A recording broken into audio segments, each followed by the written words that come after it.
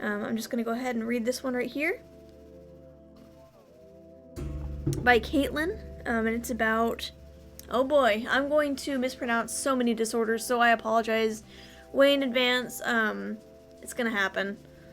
I didn't know how to pronounce my condition until I was 18, roundabout.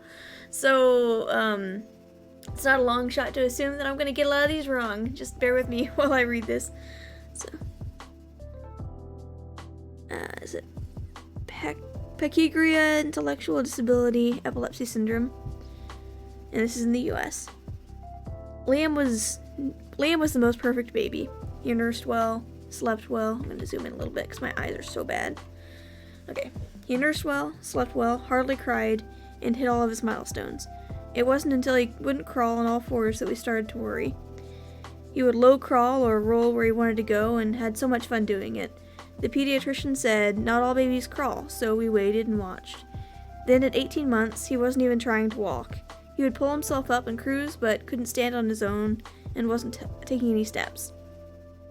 His speech started to slow down too. He was evaluated for physical therapy and started when he was 19 months old. He did beautifully. He had a weak core and was scared to try new things, so we worked on that. He was fitted with SMO braces to make him feel sturdy. He took his first real steps. He got better and better. His speech very slowly increased, so he was evaluated for speech therapy and started that at 26 months old. Wow, kudos to his parents for starting early and working hard to help him with his therapy that young. That's awesome. Everyone thought he had a global development delay and would just catch up with some work.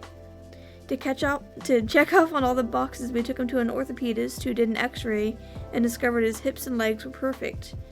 And then very callously suggested he had muscular dystrophy without even examining him. I threw up in the parking lot. I didn't want to lose my son. Immediately, we scheduled a neurology appointment, and while we waited for it, Liam's amazing pediatrician called in some blood tests so we could rule out muscular dystrophy. He had a PT session and then went to the lab. I was terrified. Liam was a champ. Didn't even flinch as they drew his blood. The results came back. It wasn't MD, muscular dystrophy. We were back to thinking it was a developmental delay and he would be fine. The neurologist examined him and said the same thing. What a relief. She suggested that if our insurance would cover it, to do genetic testing to see if there was a cause for his delay, but said if insurance didn't cover it, not to worry because she didn't think they would really find anything. It was more of a cover-all basis thing. We never heard from the company about the insurance, so we forgot all about it. Then we got the phone call. Liam's results came back with a microdeletion on his number 17 chromosome. This is known to cause lissencephaly or smooth brain, and he would need an MRI to determine if he had this or not. But he had no real symptoms, so no one believed he did. He had his MRI shortly after Friday, January 25th, 2018. That Monday, my phone rang. It was the neurologist. He didn't have lissencephaly, but a related disorder called pachygyria. I hope I'm pronouncing that right. It's spelled Pachgyria.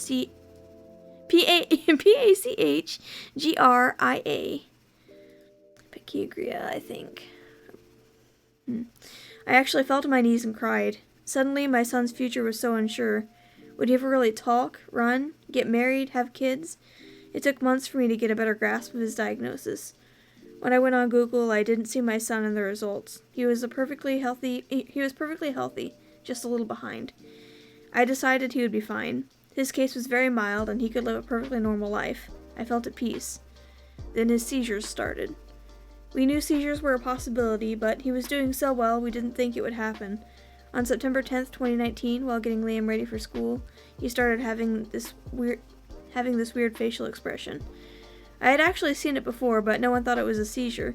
His eyes flutter and his jaw pulls. That's it. Blink and you miss it.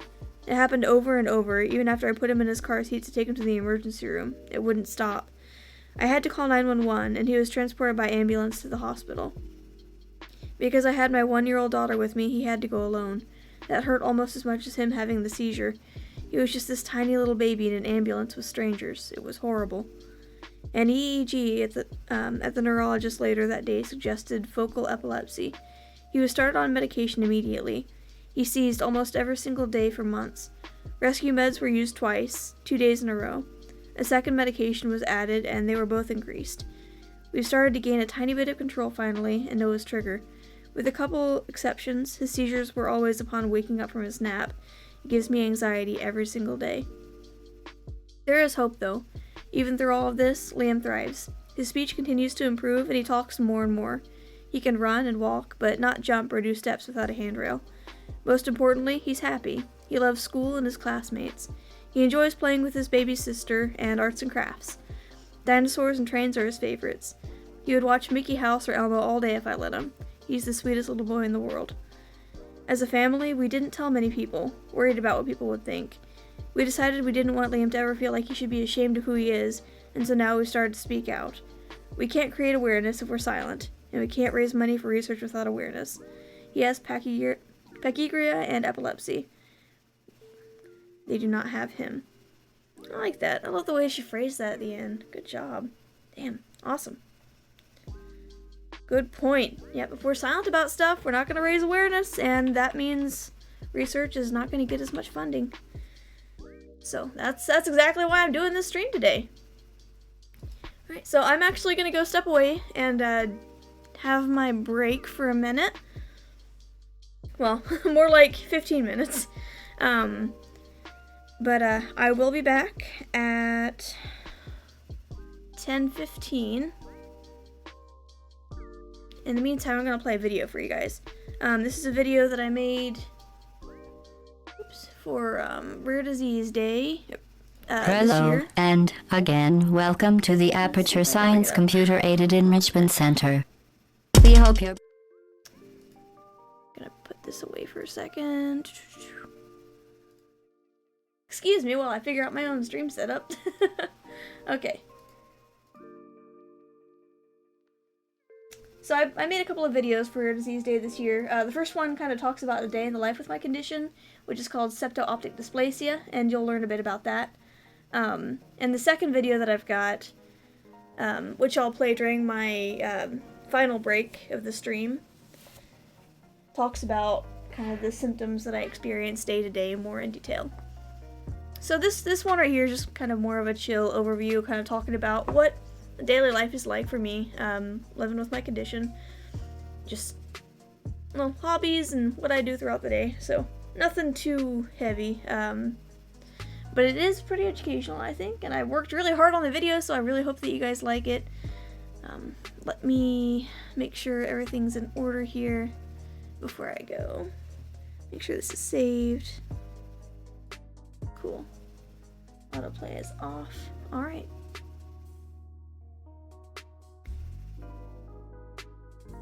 Hello, and again, welcome to the Aperture Science Computer Aided Enrichment Center. We hope your brief detention in the relaxation vault has been a pleasant one. Your specimen has been processed, and we are now ready to begin the test proper. Before we start, however, keep in mind that although fun and learning are the primary goals of all enrichment center activities, serious injuries may occur.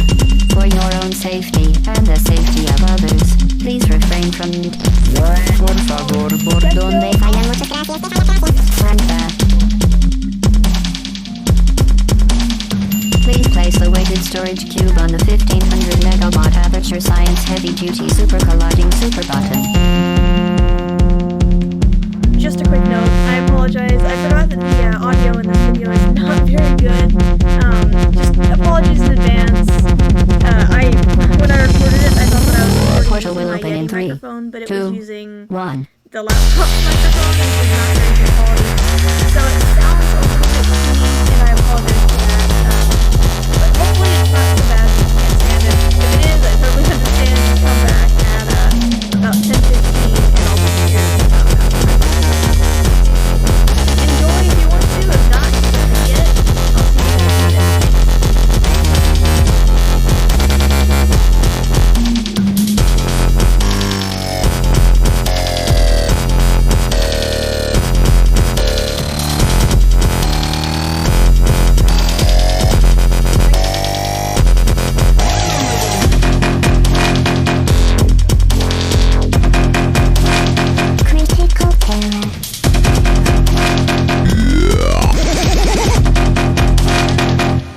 Why?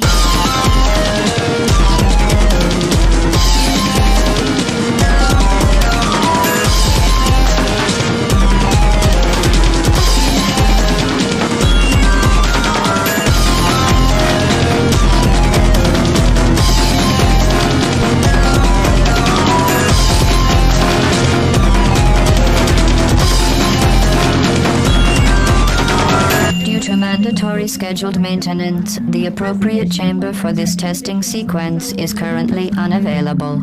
It has been replaced with a live fire course designed for military androids. The Enrichment Center apologizes for the inconvenience and wishes you the best of luck.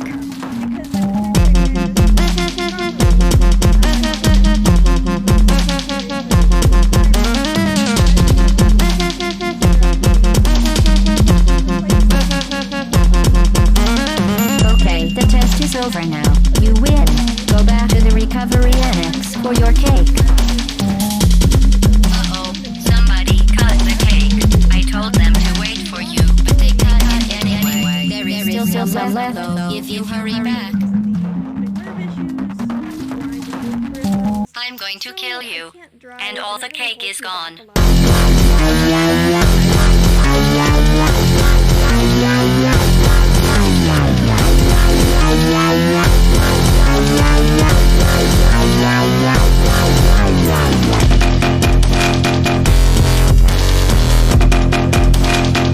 I don't blame you.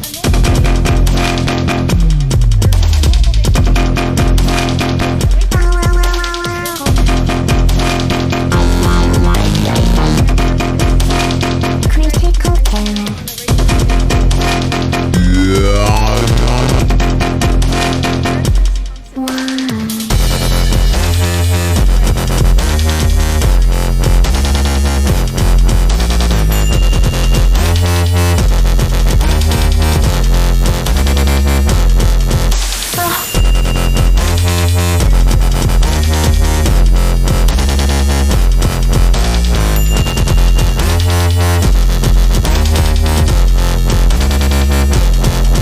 Oh, I'm gonna kill you.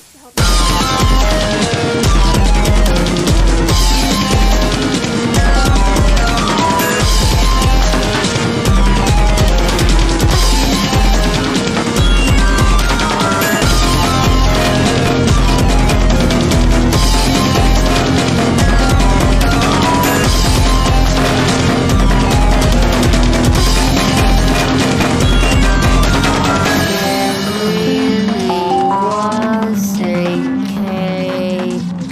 Right up there, and with tachycardia being one of the complications that I have with all my health issues. Hello, and again, welcome to the Aperture Science Computer Aided Enrichment Center. That's one of my main We goals. hope your brief detention in the relaxation vault has been a pleasant one. Your specimen has been processed, and we are now ready to begin the test proper.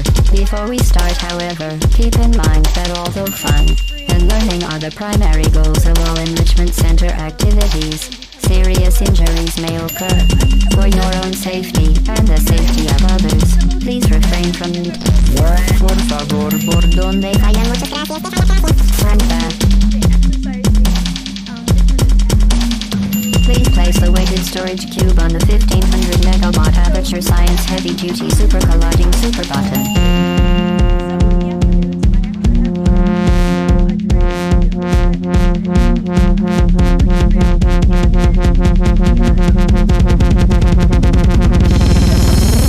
The portal will open in 3, 2, 1. It's been winter.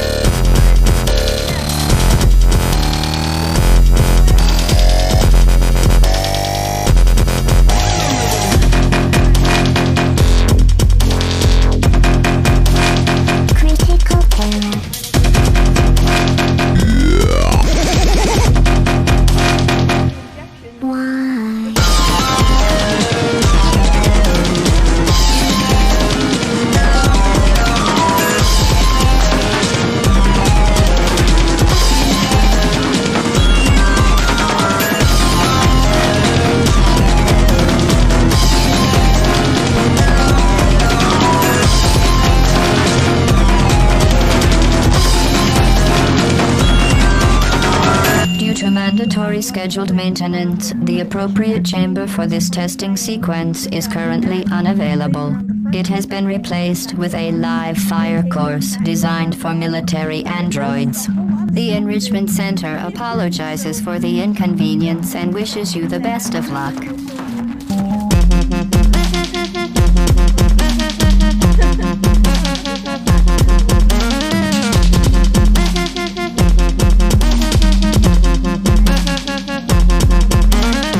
Okay, the test is over now.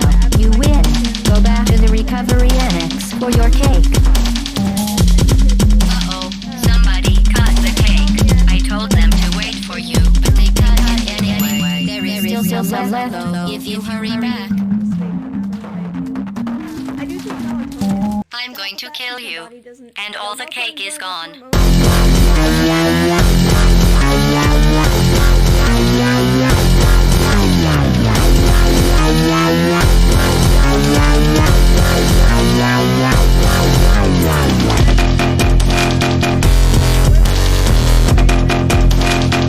I don't blame you.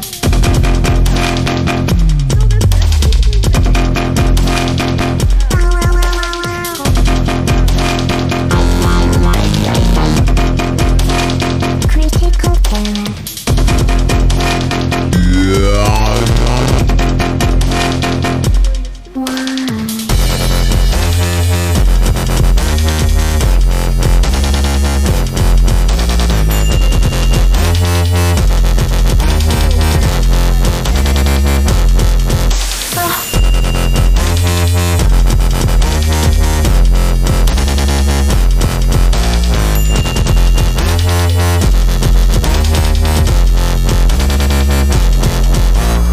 I'm gonna kill you.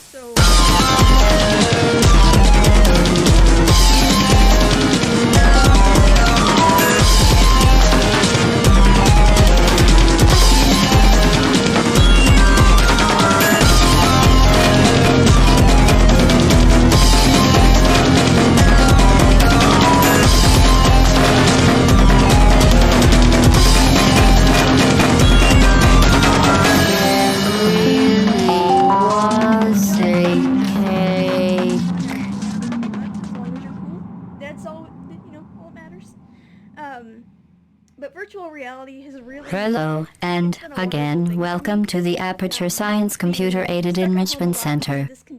We hope your brief detention in the relaxation vault has been a pleasant one. Your specimen has been processed, and we are now ready to begin the test proper. Before we start, however, keep in mind that although fun and learning are the primary goals of all Enrichment Center activities, serious injuries may occur. For your own safety and the safety of others, please refrain from... Por favor, ¿por dónde?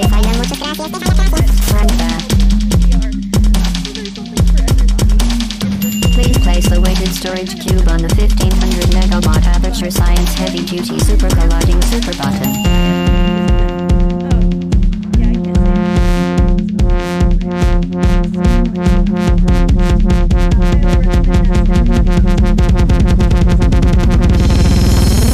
The portal will open in 3, 2, 1.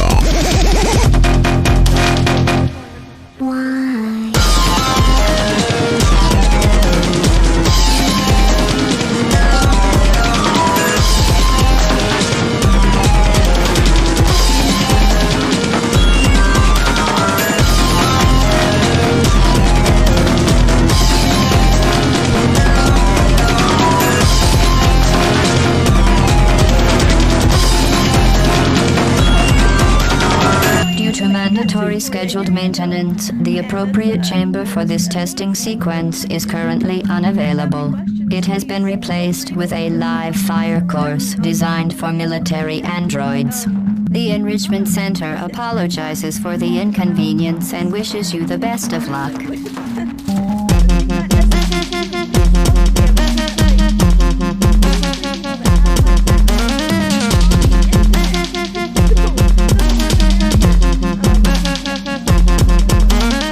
Okay, the test is over now. You win. Go back to the recovery annex for your cake.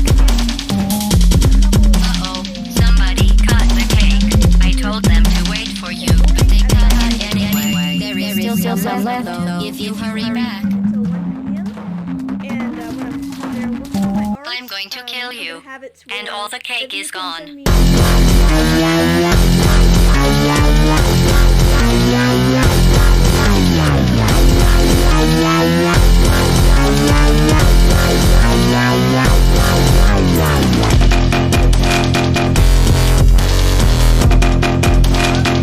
I don't blame you.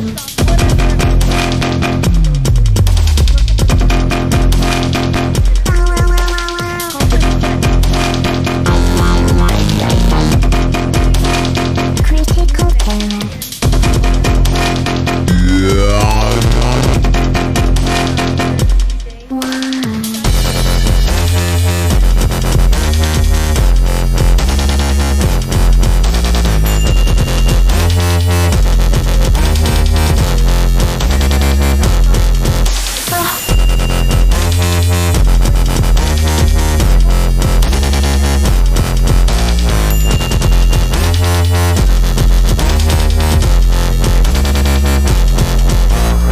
I'm gonna kill you.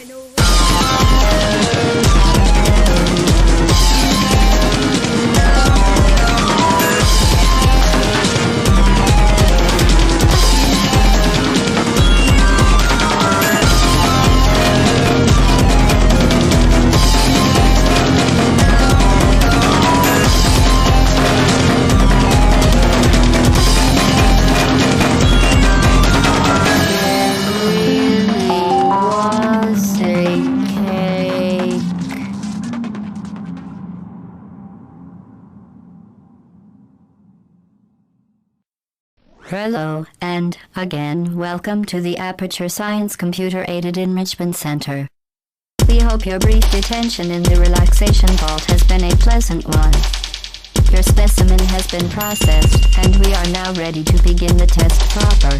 Before we start, however, keep in mind that although fun and learning are the primary goals of all Enrichment Center activities, serious injuries may occur. For your own safety and the safety of others, please refrain from... Por favor, ¿por dónde? Run back. Please place the weighted storage cube on the 1500 megawatt Aperture Science Heavy Duty Super Colliding Super Button.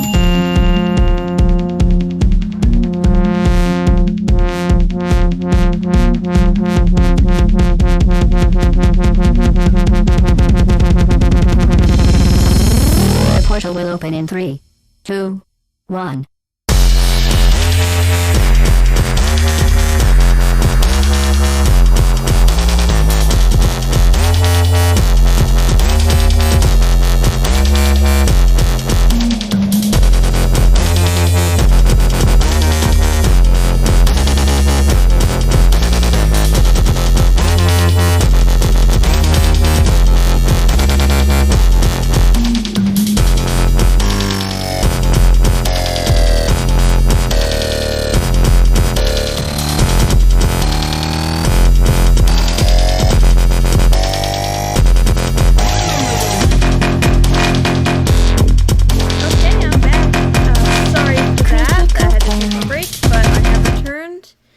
And here I am again. Let's get the lo-fi music going again.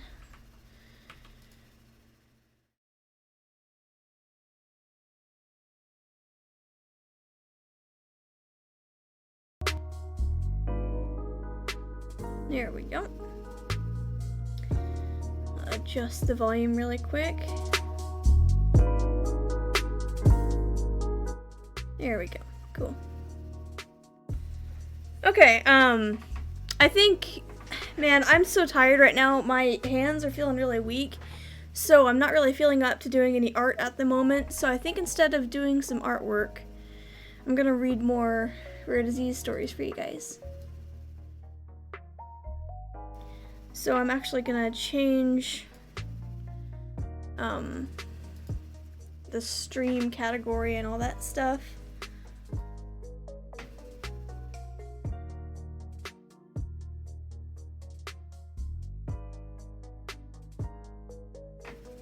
I'm gonna do it talk shows and podcasts.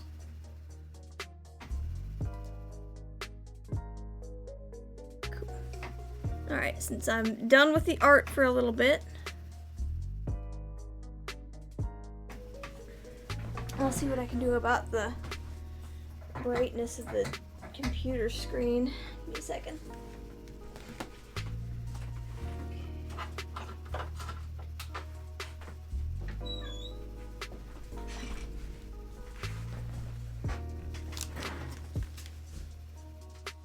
Okay. Turn the music up just a little bit more. And I just closed the door and Dova opened it again. I can always count on her. Right, Dova? Okay. So let's get the Chrome browser back in here. Yes, Dova, hello.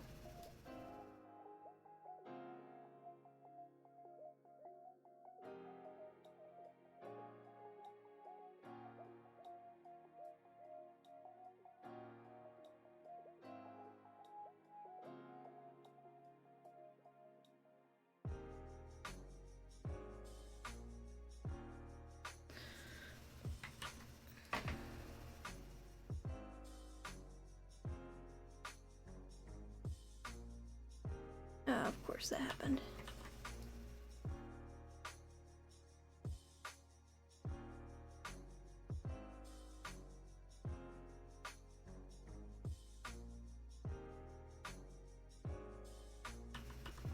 Okay.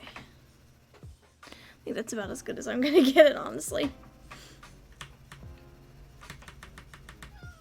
Yeah, hello, Dova.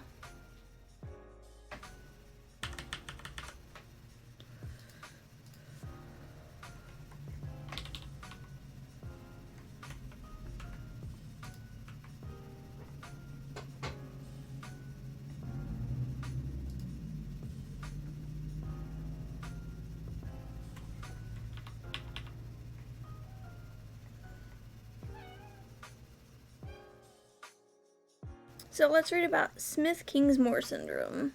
Never heard of this before. It'll be interesting to learn about that, I'm sure. Zoom in a little bit. Okay. Yes, hello, Dova. I hear you.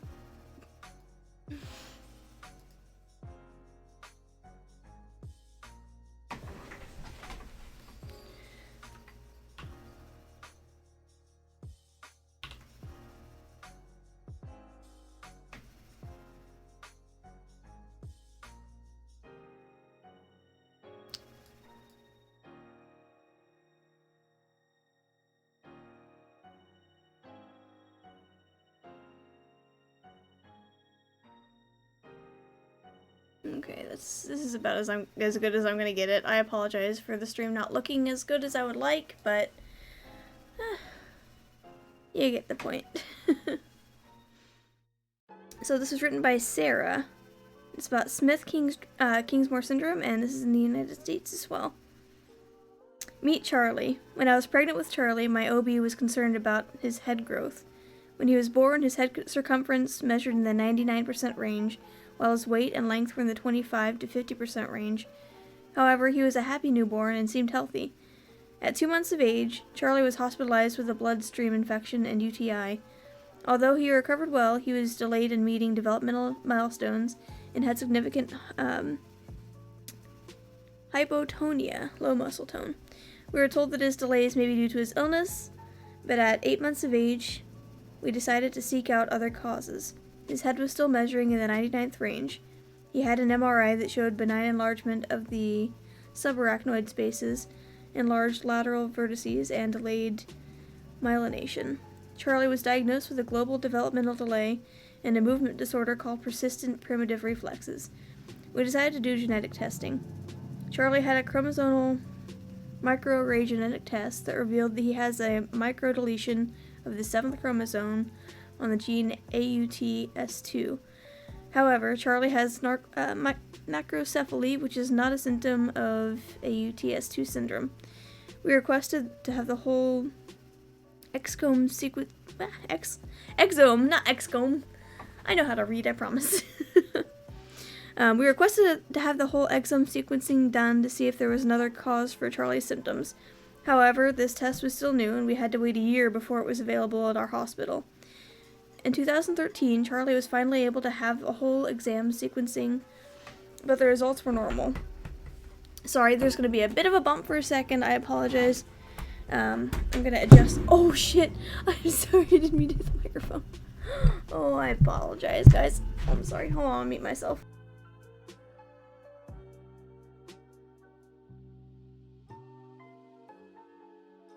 I was not expecting my boom stand to give up on me in that moment. I greatly apologize. I'm sorry. Anyway, back to what I was reading here. Okay. In 2013, Charlie was finally able to have the whole exome sequencing, but the results were normal. GeneDx, the lab that ran his test, relooked at his results in 2015 compared to the new gene disorders, and his test was relabeled as having a variant of unknown significance on the gene MTOR. Then in 2019, we were notified that GeneDx relabeled his test as having a pathologic variant on MTCR called Smith-Kingsmore syndrome, SKS for short. I'm going to pause for a second and adjust the brightness on the screen so it's not as harsh on my eyes. So, give me a second here. Should only take a few moments. There we go. Turn that brightness way down.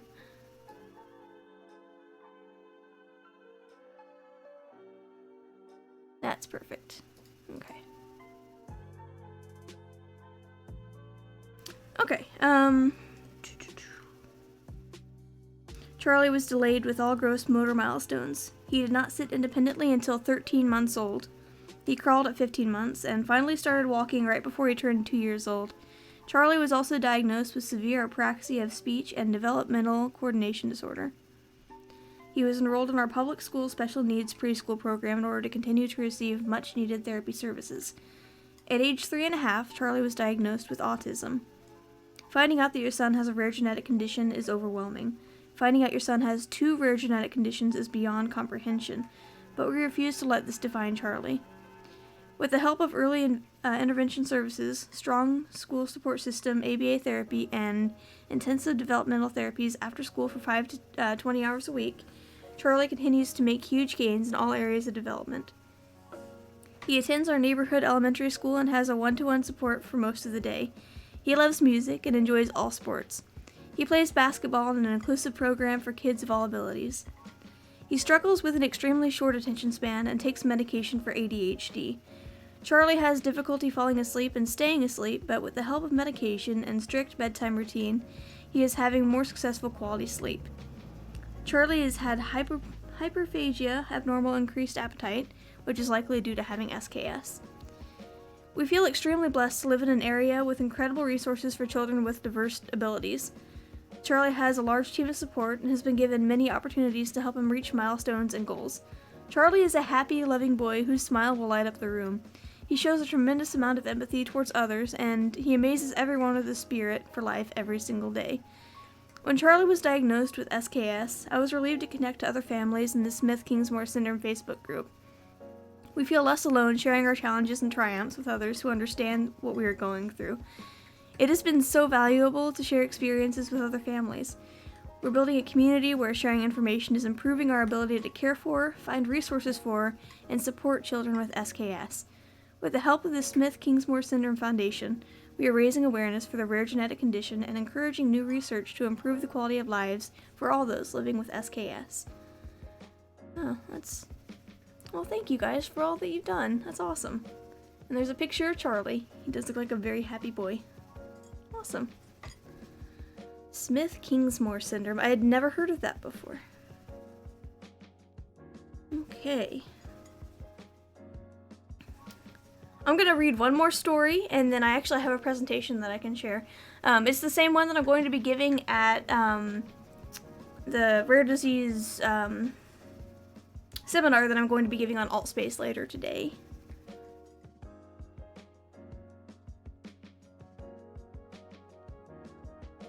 Oops, I skipped one. Go back. There we go. And Journey with NCBRS. This is by Oakley and Nicholas. It's about oh wait, hold on. Let's see if I can pronounce this. This is about Nicolaides Baraitser syndrome. And again, this one is in the United States. And there's a picture of the kid. Hello, this is our daughter Oakley. She has been diagnosed with Nicolaides Baraitser syndrome. When I was pregnant with Oakley, we knew that we wanted to choose a good, strong name for her. We chose Oakley Annabelle, like Annie Oakley. Oh, that's cute. I like that. Everything was going well through pregnancy and delivery. She did seem to develop a little more slowly than average. Our daycare provider recommended we get a hold of infant-toddler services to work with her because of her developmental delays. We started at around 9 months with physical therapy because she wasn't sitting up on her own yet. We started weekly, but she made progress. We started weekly, but as she made progress, we gradually changed to monthly visits. When it came time for her 18-month checkup, we asked to be referred to a neurologist because she still wasn't walking yet, and her speech was mostly babbling. The neurologist did developmental testing and said that she had global developmental delay. She did not appear to have autism due to her very social personality. She ran a thyroid panel, metabolic panel, and did blood testing for the first round of genetic testing. She also had an ultrasound of her soft spot done because it had not closed fully. All of that came back normal, so she ordered an MRI to see if it was a structural issue. I was convinced it was a thyroid issue due to her symptoms, such as umbilical hernia, delayed tooth eruption, developmental delays, and dry skin and hair. She ran more thyroid testing and a more in-depth genetic test. After about 3 months, we finally got genetic testing report.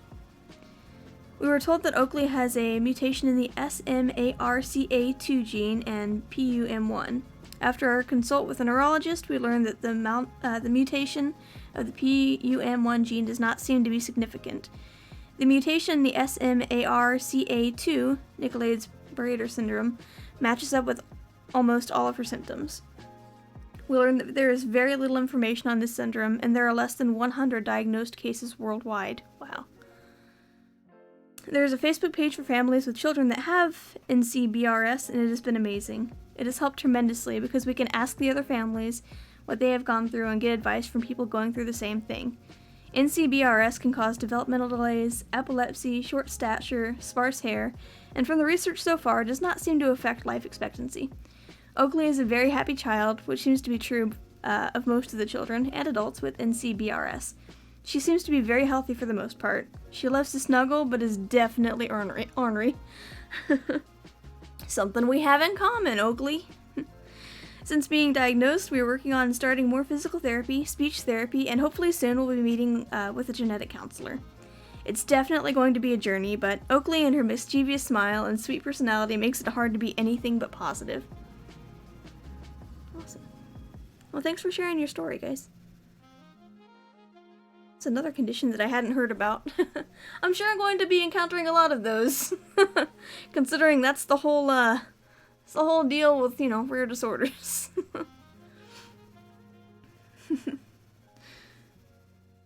Okay. I'm just gonna keep reading these stories, and then I'll do the slides presentation for the second half of the stream. So, I'll just keep reading these for now. Okay, so this is written by Jerry, and it's about pulmonary arterial hypertension. And that's Jerry. My name is Jerry, and I'm 30 years old. My husband is in the Army, and we have identical 2-year-old twin boys. In January 2018, we were let me drink some water. Get some coffee. Some of that go juice in my system. Or on my lap, that works too. I forgot how full this cup was. Well. You know, normally when I spill coffee on myself, I say, at least it's warm. But, it's been sitting there for a minute, so it's a little cold at this point. Lukewarm, at least. Alright.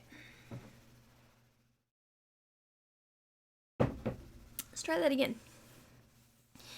In January 2018, we relocated to Colorado Springs, Colorado, for my husband's job. My earliest memory of difficulty breathing was when we arrived in Colorado. I think the music stopped. 1 second. I'll restart it.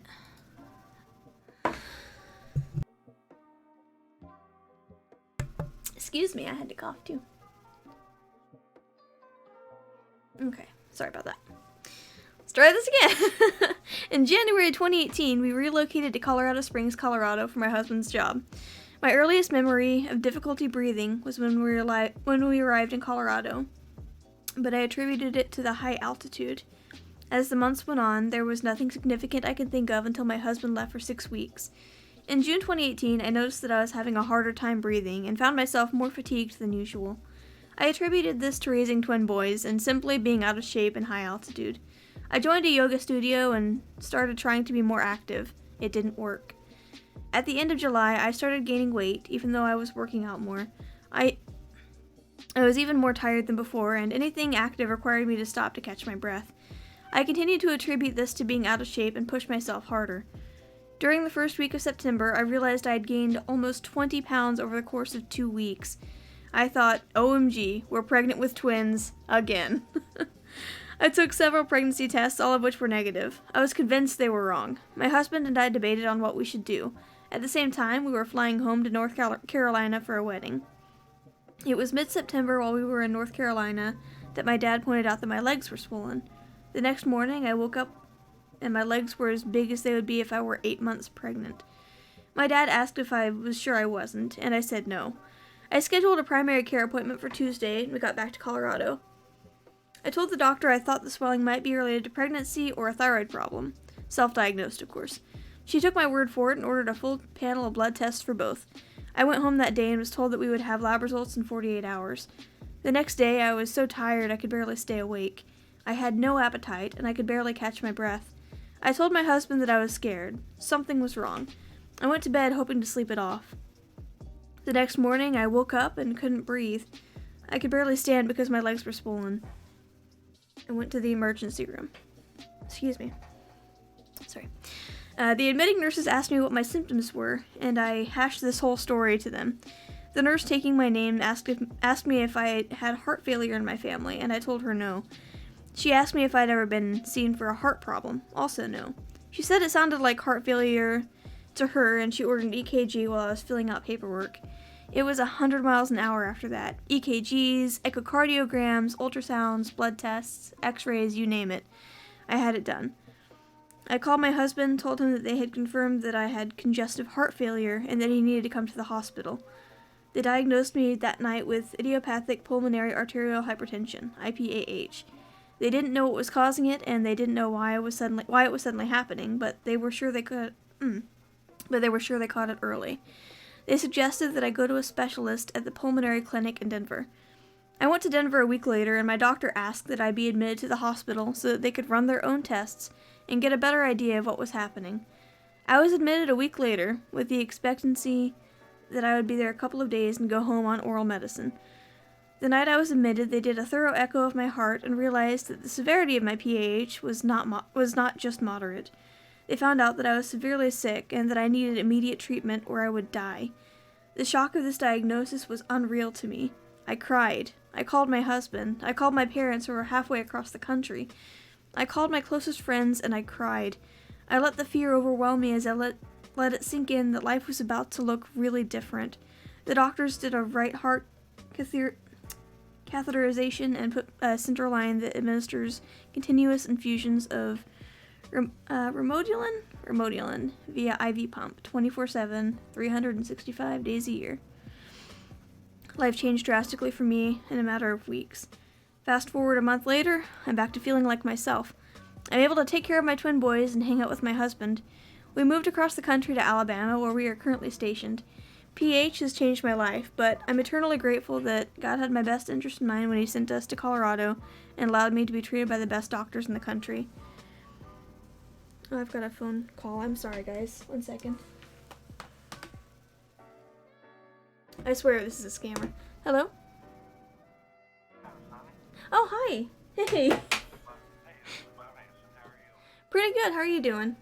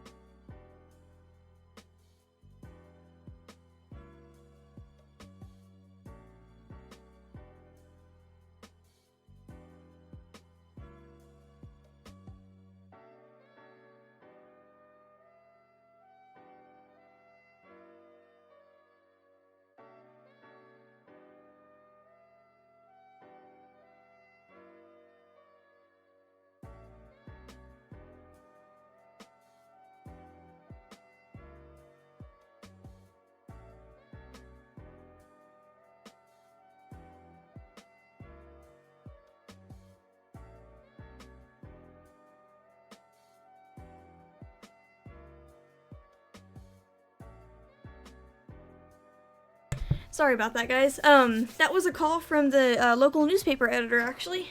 He had written an article for this exact stream, and like the Rare Disease Day events that I was planning. And after he had interviewed me for the article, he asked if I'd be willing to speak at a Kiwanis Club meeting. And that's gonna be this Wednesday, so he was just calling to kind of set up, organize a ride for me, and let me know what time it was gonna be. So that's what that call was about. Sorry for the distraction, but can get back to finishing up this article now. Okay. I'm gonna read the last 2 paragraphs again. After months of line infections, blood infections, and hospitalizations, something changed, and 10 months after, my condition went from severe to almost completely normal. The pressures went down, and my doctors told me they believed I was better enough to be able to get off my pump and completely on oral medicine. July 2019, I got off my pump, and I am now on only oral medication. I'm thankful for the clinical research, and I hope that my story will be the one that raises awareness for the seriousness and severity of PH. I had never heard of that before, and I'm gonna say that a lot. I should set up a counter for every time I say, I've never heard of this condition before. It's gonna keep happening. But pulmonary arterial hypertension. Man, that sounds terrifying, her experience. Thank you, Jerry, for sharing your story. People that share what they go through are the real drivers of research and development, because without their stories, people wouldn't know that there's a need for that kind of research. So, thank you for speaking out. Okay, I read about this syndrome from another patient story earlier, so there are a lot to go through, so I'm going to skip that one. But, thanks for writing about Alex's condition as well. And let's see here. EOE. It looks like there's a video for this one as well. So I'll read the article and then I'll play the video after that.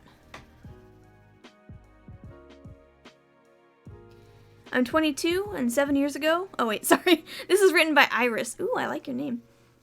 Iris, and it's about eosinophilic esophagitis. And she's in France. Actually, the video might be in French. So, if it is, it's probably in French. So, I probably won't play it because I know that the majority of my audience is English-speaking, mainly. So, I'll just, I don't want to, you know, have a video playing that's in a language they don't understand. Let's see here. So again, Iris and eosinophilic esophagitis. I'm 22, and 7 years ago, I have been diagnosed with I hope I'm pronouncing this right. I should just name the stream Sunny Butcher's rare disease or rare disorder names for an entire stream. I've been diagnosed with eosinophilic esophagitis. For a while, I felt better thanks to medicines, but the symptoms are always coming back and are more present than before. Most people around me don't know that I have a rare disease, or at least they don't get how much it affects my life. They don't know because I don't look sick. People see me dressing up, studying, working, dancing, going out, having ambition, but what they don't see is that my everyday life is not exactly the same as healthy people. Man, I feel that. I've got an invisible condition myself, so I can relate. I don't look sick, but I never know what's going to happen the next day. Some days I feel like nothing can stop me, and other days I wake up and feel like the disease already took all of my energy. Anytime I can suddenly have symptoms appearing or disappear. You never know when the ups and downs are going to come. I don't look sick, but I have to think carefully about every single food I'm eating every day to avoid increasing my symptoms. I have some trigger foods that worsen my symptoms. For me, the bigger ones are gluten, milk, and eggs. I also don't drink coffee and alcohol because it causes heartburn, and I can't eat too much greasy food or I'll feel terrible. Because of this special diet, I need to read every label at the store, plan and prepare every meal carefully, restrict myself from cheating. There's no room for improvisation with such a diet.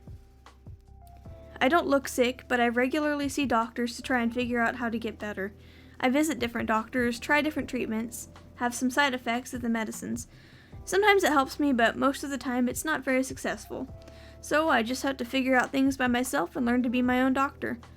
I fight every day to accept that I have a chronic disease and that there's no cure for it.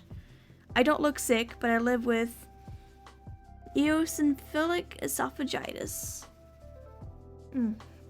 I relate to her with the issues of, having a condition that affects your day-to-day life, that, isn't outwardly visible. It definitely comes with some judgment issues from people that don't really understand. Yeah, shoot. But thanks for sharing your story, Iris. Put another one on the counter because I'm about to say it. Never heard of that before.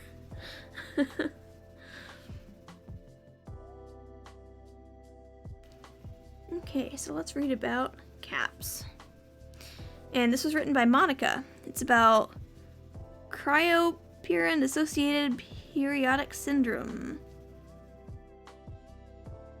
CAPS is an autoinflammatory disease. I was diagnosed in 2014 after many years of being treated with something else and not knowing what caused me to be sick. It's scary.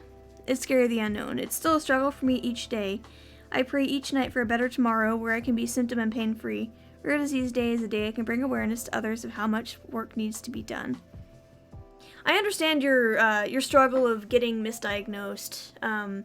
Well, luckily in my case that didn't happen to me, but doing all of this advocacy work to kind of spread awareness for rare disorders, I've seen story after story of patients that just get misdiagnosed or just can't get a diagnosis at all for the longest time because their conditions are so rare.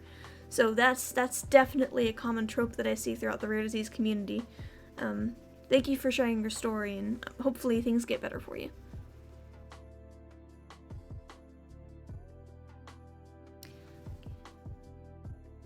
Guillain-Barré syndrome.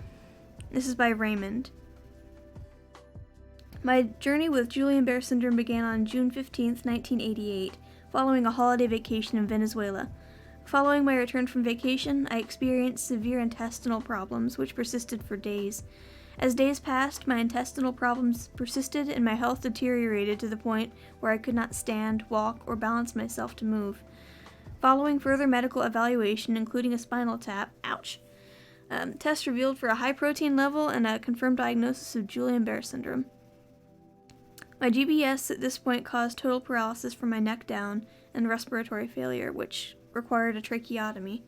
When I reflect on my 10 months of total paralysis, I remember the importance of a positive attitude, my drive and my ambition, which represented the strength that helped me regain control of my life. Today, I am thankful for my family and friends and my 24-year relationship with my spouse, Ken.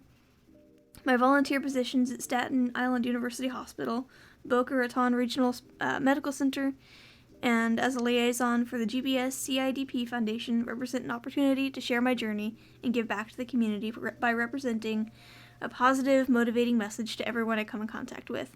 It's only rare until it's you. Please support Rare Disease Day on February 29th. Well, thank you for sharing your story and for everything that you do for advocacy and awareness as well. Excuse me, I'm sorry. I'm starting to lose my voice. That's not good. Yeah, thank you for, you actually joined a foundation and you're actively making an effort to raise awareness, so very cool. Thank you for sharing your story.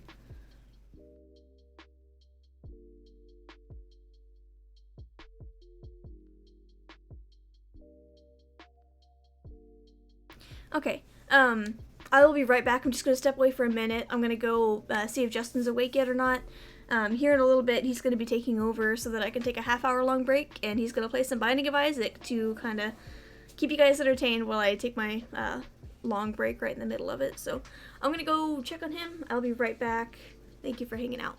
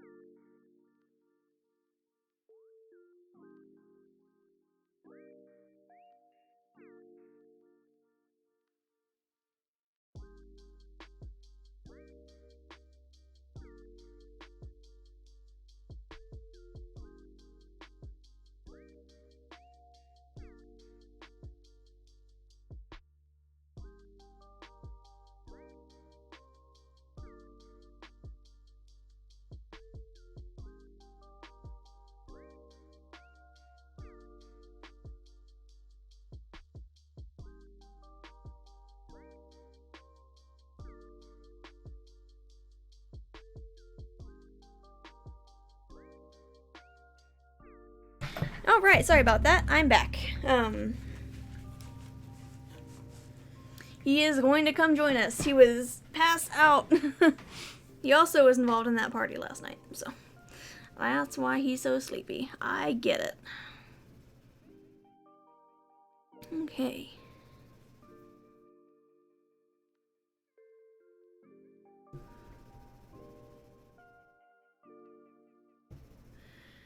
Okay, so this is by Edith, and it's about Parsonage-Turner syndrome, chronic inflammatory demyelinating, right? Polyneuropathy. Hey, I kind of got it right. Okay. Hi, my fellow zebras / unicorns. I'll explain the zebras thing after this article. A few years ago, I was diagnosed with Guillain-Barré syndrome. Oh, wait. Okay. She's got multiple conditions. So I'm going to go ahead and keep reading this one. I was diagnosed with Guillain-Barré syndrome, and with a few weeks of being in the hospital and receiving IVIG, I was also I also developed Parsonage-Turner syndrome, aka brachial neuritis, 2 extremely rare diseases. Since then, I've also been diagnosed with many more rare diseases. Chronic inflammatory demyelinating polyneuropathy, trigeminal facial neuralgia, aka suicide disease. Oh wait, that's I think that's the condition where like your pain is so intense that people have actually been known to like. The simple fact that you're standing here listening to me means you've made a glorious contribution. The wheelchair gamer, the wheelchair gam. I can read. The wheelchair gamer. Thank you. Sweet, my butt. Really? Oh wow, damn. So your buddy has the quote unquote suicide disease, facial neuralgia. Damn. Yeah, I've heard about it. It sounds terrifying, painful. Call me Wheels. I like it. Thanks for hanging out, Wheels, and thank you for the follow. I'm reading through a bunch of stories from patients that have rare conditions, and here in about 10 minutes I'm actually going to be taking my half-hour-long break, but I'm going to have my partner Justin come in, and he's going to play some Binding of Isaac to keep you guys entertained in the meantime. So if you like games, he's really good at it. So hang out and watch him play that. I'm going to keep reading these stories until he gets up and comes in here. He deals with it sometimes. He has to just sleep. Ah, man, that sucks. Damn. I'm going to continue reading the article, and maybe we'll learn more about it. So she's got the, Yeah, I gotcha. We're good. So lupus, mixed connective tissue disease, and intratracheal hypertension, aka pseudotumor cerebri, ankylosing spondylitis, Hashimoto's thyroid disease, and fibromyalgia. I know a couple of those, but that's about it. Yeah. I have severe autoimmune diseases and nerve issues. I've also had MRSA and VRSA after having my bilateral mastectomy for ductal sarcoma and SIT. Man, this person's been through the ringer. Damn. I truly believe there's one underlying issue and I don't have all of these, but it's possible that I'm wrong. I feel if we can figure out that one thing, I'll get better and go into remission. While my ex-husband and I were married, he developed neurocysticercosis, brain parasites, which is extremely rare. And my mom tragically passed away from Legionnaire's disease, also extremely rare, with about 20,000 cases per year. I'm not sure why my family and myself has had to face such complicated and at times devastating illnesses, but I truly have never asked why me. I feel so incredibly blessed that I live in America with some of the world's best medical care. I have great health insurance and have the most amazing support system, and most importantly, my children are healthy. There are so many others that have had things much, much worse. So remember, when you're going through an awful day, if you hold on to some hope and faith, it will get better. Only darkness goes away when the light comes in. Sunshine takes away the gray skies. So just hang on. Take it minute by minute, and remind yourself how strong you are, and never give in. Good message. Waco! Hey! I was reading an article, and then I looked up and I saw your name, and I was so excited. Yeah, Wheelie, Wheelie, I'm gonna call you Wheelie now. Wheels, this person had all of these conditions. Except for the couple that she said that her family member and her spouse had. This is from the Rare Disease Day website. If you go to rarediseaseday.org, you can type in, I'll just give you I'll put the link in the chat for you to this specific story. Wheelie works. Awesome. I'm gonna call you Wheelie. I think it's a cute name. Yeah, but Waco, hey, how you doing? It's okay to say Happy Rare Disease? Yeah, absolutely. Happy Rare Disease Day. I am definitely celebrating. It's a day where I get to talk about my condition and share stories of others as well, so hell yeah. Happy Rare Disease Day indeed. Very good, thank you. I'm tired, actually. I was up until 2 a.m. last night partying like the irresponsible person I can be sometimes. Just my friends and I went to an international supermarket, got a bunch of really delicious foods, came to my house, cooked all said foods, and then just spent the whole evening partying it out. I'm surprised that I'm functioning as well as I am right now, to be totally honest with you. My friend Cubby calls me, oh, that's cute. Let's see here. I got like a boba tea mix for, I really like red bean boba tea. I didn't get the little tapioca bubbles or anything like that to put in it, just the mix itself. I might get some of those at some point. But I got that. I got some seaweed patch, like the little seaweed squares, so that I can make a little Korean meal that I make from time to time that's pretty tasty. You take the seaweed, you put the rice on top, you put a topping on top of that, and you just shove it in your mouth. It's good. I got some snacks, just a whole bunch of stuff. I got a bunch of dragon fruit. I got some bones to make marrow, or to cook marrow. And I made marrow, like bone French fries with that, and it was so good. It was a good night. You've always wanted to try, the Korean food I was talking about. Yeah, man, good stuff. But we had a good night full of great food. One of my friends went to culinary school, so he's a just really freaking good chef. And he made crab rangoon, and then my friend Erica made sweet and sour chicken. So it was really freaking good. Man, I've been trying to eat better too, but last night I just went totally off the rails. Like, you know what? We're gonna have fun tonight. I'm gonna eat a bunch of stuff that's obviously very unhealthy for me, but damn, was it worth it. Waco and I could get into a conversation about BMs right now, but I'm gonna spare you guys.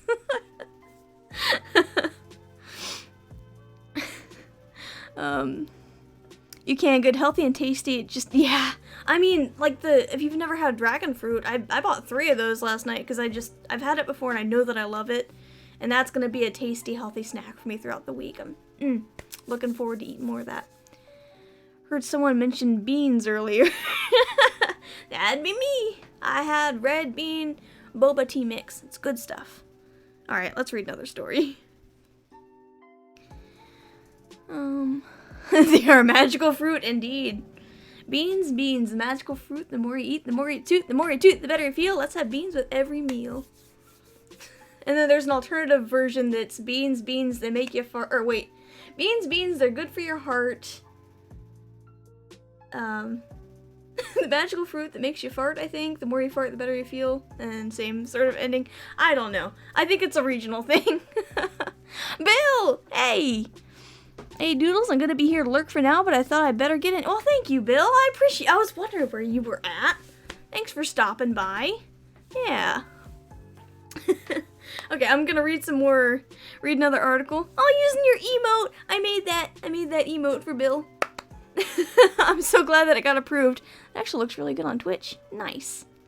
Your name is Bill? Well, now we've got 2 Bills. I'm gonna call Bill because it's in his username. And I'm gonna keep calling you Wheelie because I love that. Okay, I'm gonna read one more story here. And then I'm gonna go pester Justin to get in here and play Binding of Isaac for you guys so I can take my half-hour-long break. Bill, I think you're one of the people that watched Justin play Binding of Isaac last time. And he's pretty good at it. So you guys are in for a treat. You just think it's funny? Yeah, it is funny. Yeah, I like that. I got 2 bills. Oh, man, that just reminds me, I gotta pay bills. Whoops. Alright. So, this one was written by Brianne. I'm assuming it's the child's mother. It's about Kleefstra syndrome. Beely. Gotta get out to the garage and help my brother with some stuff. Okay, well, thank you for hanging out, Bill. I appreciate the lurk, really. Thanks. I'll see you later if you get the chance to come by and say hello again. It's actually William, but yeah, nice. Bill's for short, excuse me. Excuse me, I'm sorry. Coffee just makes me burp like crazy. Alright. Bryson was born November 26, 2011. For the first 2 to 3 months, everything seemed fine. We noticed that when he was 4 to 5 months old, that he was not able to hold his head up by himself yet, and his body was limber. I said to myself that kids grow at their own pace. I don't think I wanted to admit to myself that something might be wrong with our child. When Bryson was 6 months old, he got sick. A very high fever, fatigued, and just wasn't himself. I took him to the doctor to get checked out, and 5 minutes after being there, the doctor came running back in with an oxygen tank and told me that the ambulance was on its way to take him to the emergency room. My heart immediately sank, and I became very scared, not knowing what was going on. We were later transferred to a children's hospital where they found out that Bryson had adenovirus, which caused severe respiratory infection and pneumonia. He was hospitalized for 2 weeks, in and out of an oxygen tent, and all kinds of wires hooked to him. While we were there, we found out that he aspirates when he eats, so that meant a feeding tube as well. A couple months later, October 2nd, while at a routine visit at the Children's Hospital with his pulmonologist, a team of geneticists came in to talk to me about the test results they had gotten from when Bryson was in the hospital. They told me that Bryson had been diagnosed with Kleefstra syndrome. Again, my heart sank, and my head filled with a million questions. What is Kleefstra syndrome? What does it mean for Bryson? Is he going to be okay? The doctors answered some of my questions, but there were still so many uncertainties, not knowing what other health issues may come along, if he'll ever walk, ever talk, and so many more.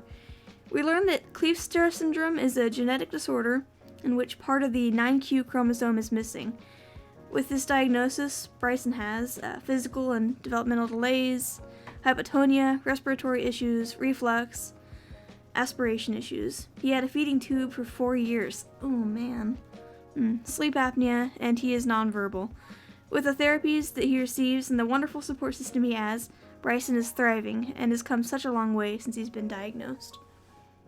Kleefstra syndrome, that sounds really painful. Good looking kid though.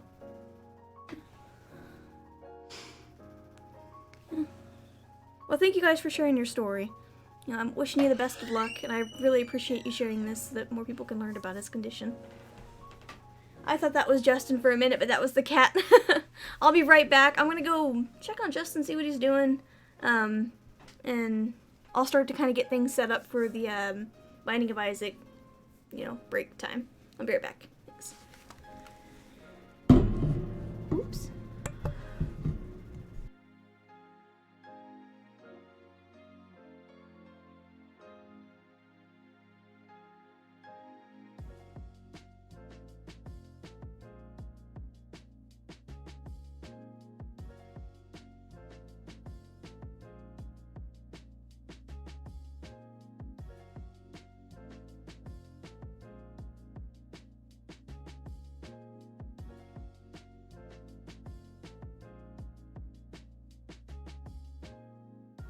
Okay, he's coming. I'm gonna get Binding of Isaac set up so that you guys can watch that.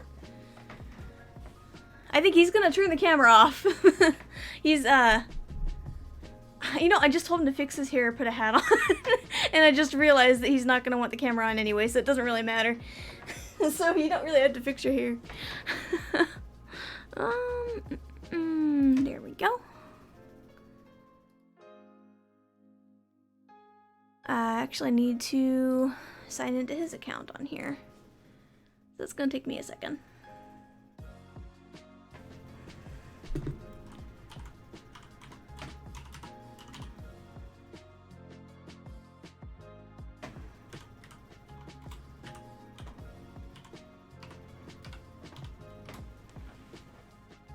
Okay, I've got to get his two-factor authentication code. I'll be right back. Thanks for hanging out and bearing with me for a second.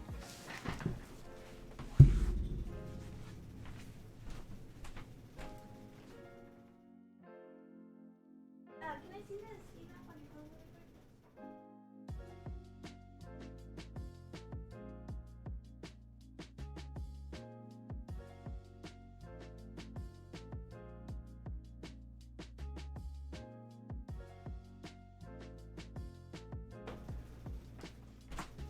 Okay. 4.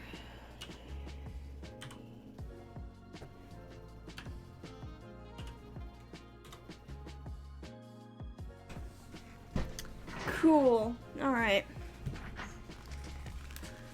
Okay, if you guys don't know what Binding of Isaac is, just keep in mind it's a little bit on the gory side, but it's a lot of fun to watch. Takes a lot of strategic ability, and I know Justin's good at it.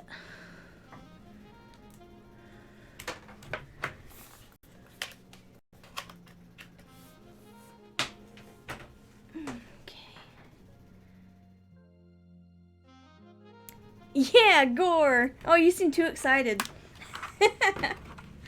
That's a good thing. Okay, so let's get the game up here.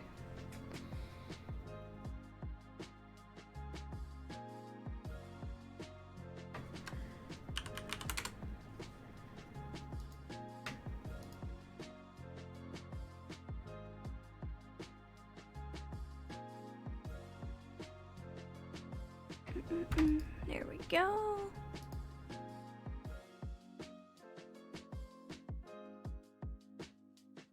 Yeah, Binding of Isaac, indeed. It's a pretty well-known game. And Streamlabs is not letting me resize. That's not good, and I can't restart either. Shoot.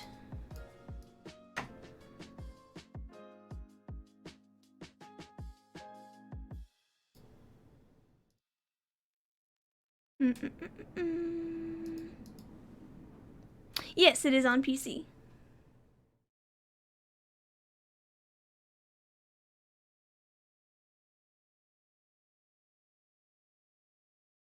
Okay. I'm gonna try switching to a different scene and switching back, so bear with me for a second. Okay. See if that fixed it. It's, Streamlabs is messing up on me, so I can't resize this window. Unfortunately, Streamlabs, you're hurting my stream, buddy. There's a way that I can fix it, though. I need someone to take over my bricks, right? Justin is really helping me out big time. Big time, big time.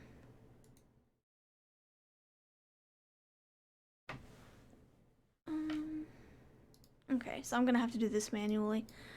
Let's see. Make the size.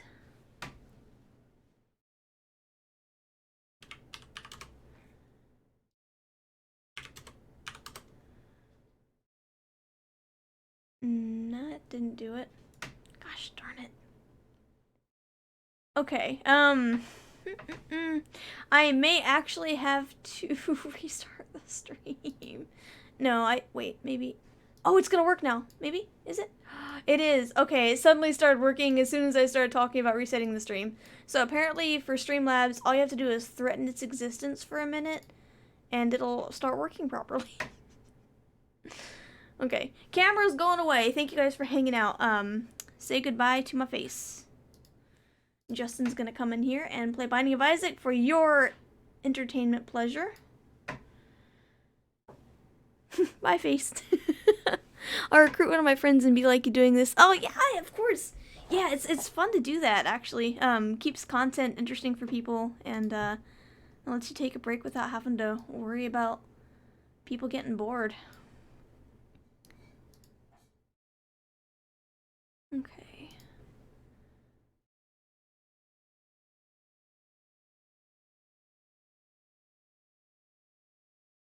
And Justin's coming, won't be long now. And of course I'm going to keep the Twitter feed up there so you guys can see the Rare Disease Day tweets and the reminder at the bottom that you can get a free emote. I design emotes. Bill showed his earlier on stream. These are the ones that I've designed on my stream. I'm putting them in the chat right now.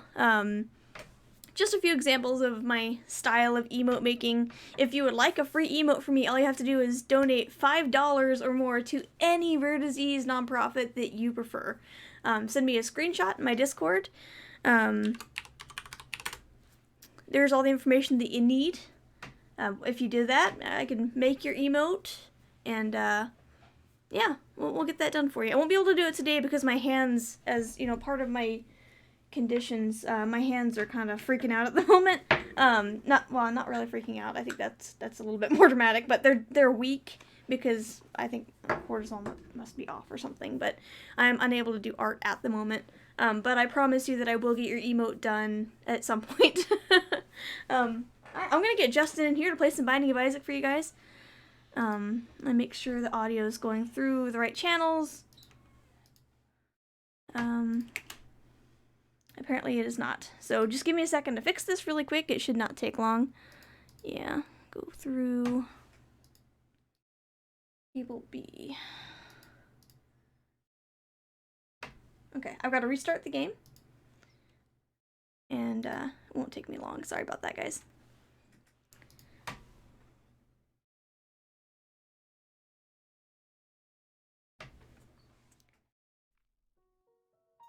There we go.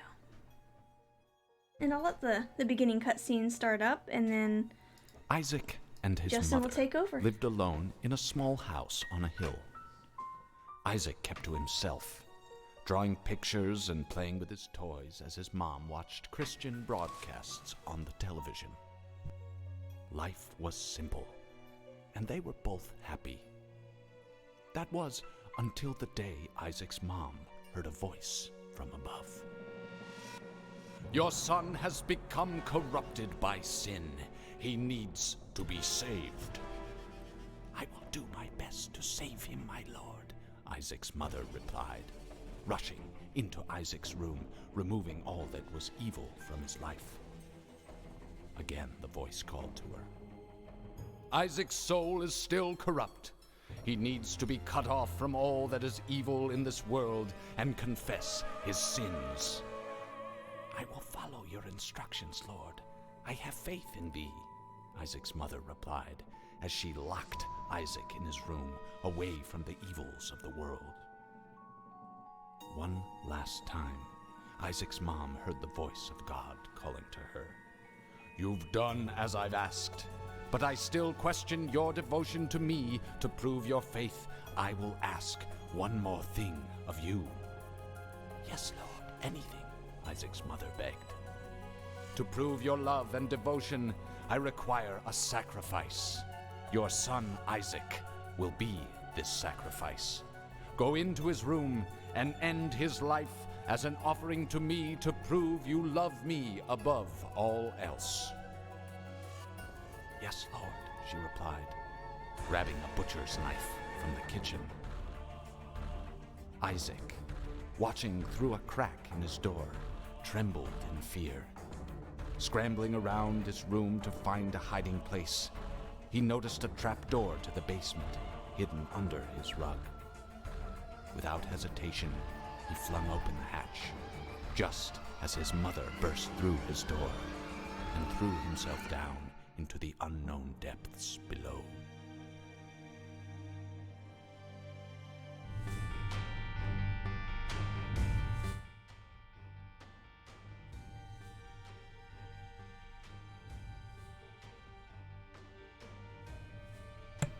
Alright guys, I'm gonna pass things over to Justin now. Thanks for hanging out. I'll be back in about a half hour. So expect to see me at about 11:45. Thanks.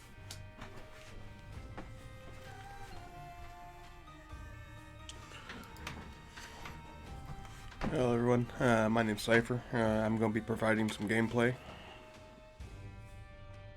for this portion.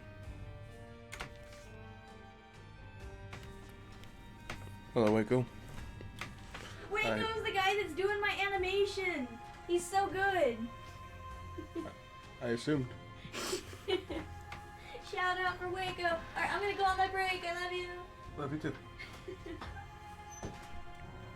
I am pretty new to streaming. I've only done a couple streams, so forgive me if my commentary isn't really up to snuff.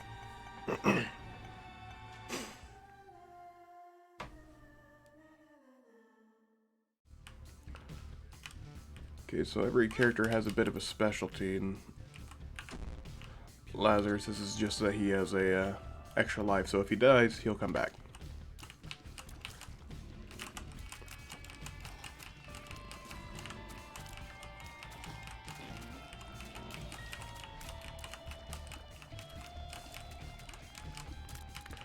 I pretty much just woke up, so we'll see how good I am at this.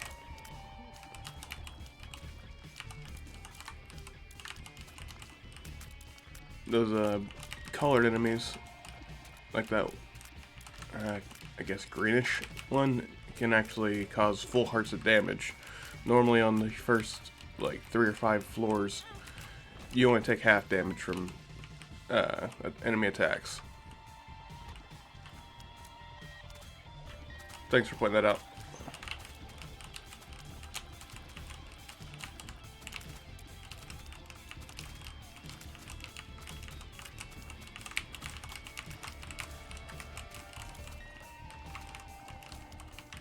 This is a fairly intensive, like, mouse, or not mouse click, but keyboard clacky game, so sorry if that bothers you. Halo Flies, this just adds a couple of shields around you that will absorb damage from projectiles.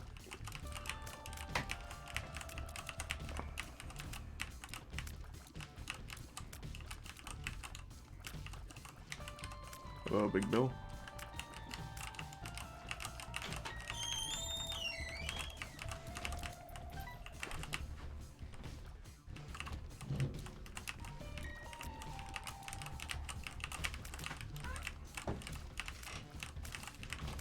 Right, there's a shop, but we don't really have the money or the key stacks to deal with that right now.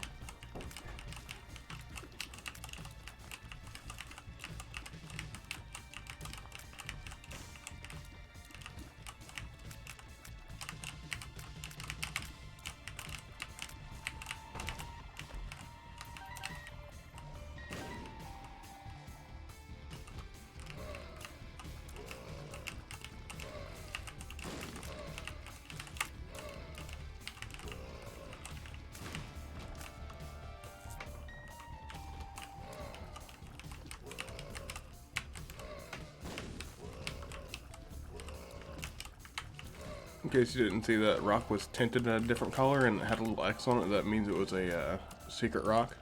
And you can destroy those for just usually a couple soul hearts. Maybe a good item.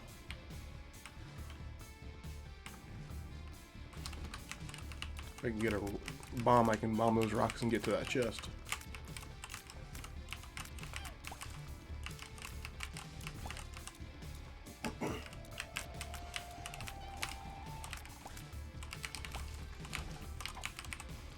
Rosary bead is one of those items I haven't really used all that much, but I'm assuming it'll increase the drop of soul hearts, which is the blue ones.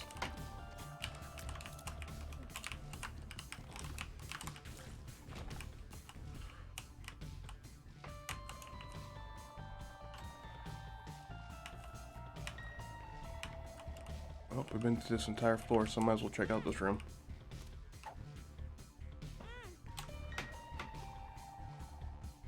I believe what this room does is it just create some spiders and flies for you.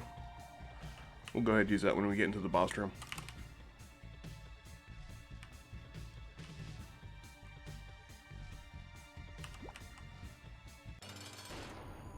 Oh, this boss is easy.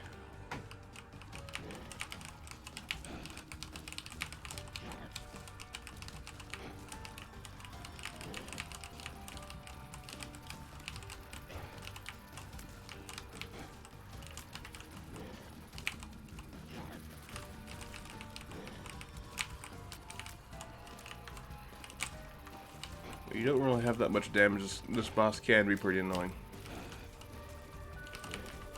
But as long as you don't let yourself get surrounded, you'll be fine.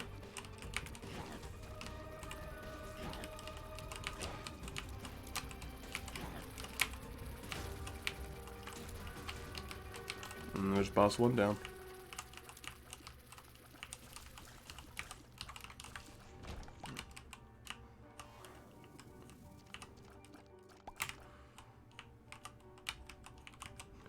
Pretty much all syringes items in this game is pretty good.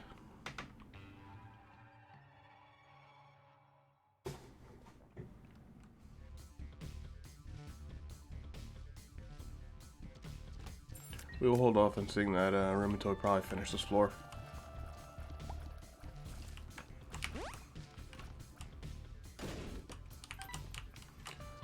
The main thing you want to avoid whenever you're actually going through a floor for the first time is you don't want to take any damage.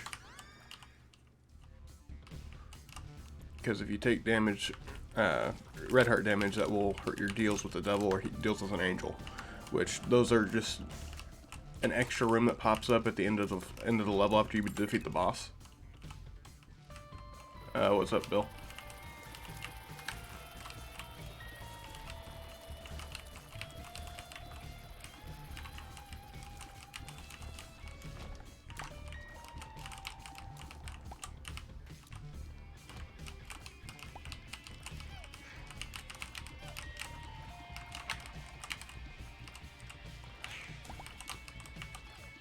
There's actually a rainbow poop in this room. If I get really low, I can destroy that and it'll give me full health.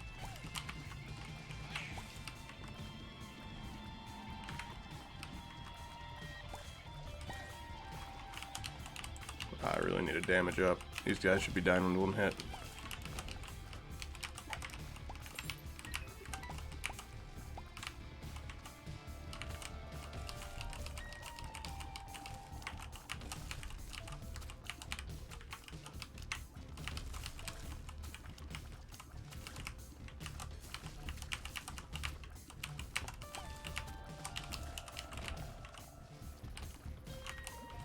These guys are tricky. Whenever you destroy them, they shoot out in random directions.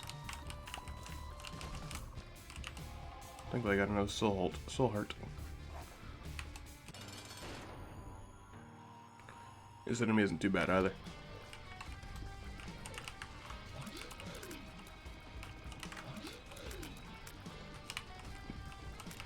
He is a special variant though, because I think since he's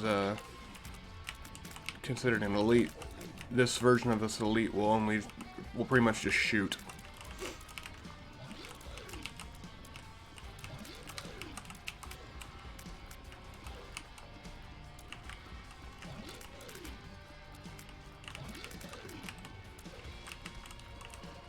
I kind of wish I had a garage, but there's not really too much room for it where I live.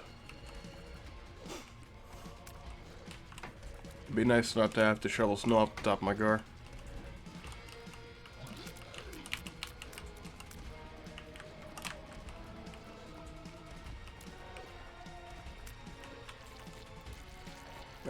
My dad actually had a garage, and that lasted all of like 6 months before he filled it up with random stuff that he couldn't fit anything else in there.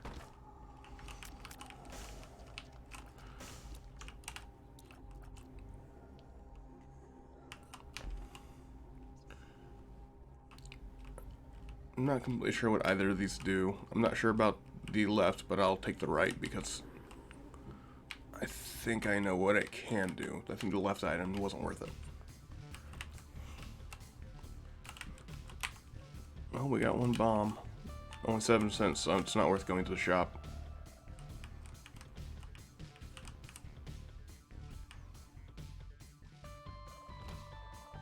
Can't go into that room.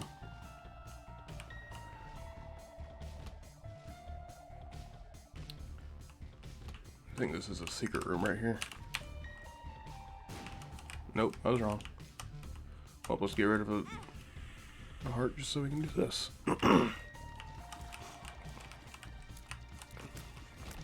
This is a gamble, but not too hard of a gamble.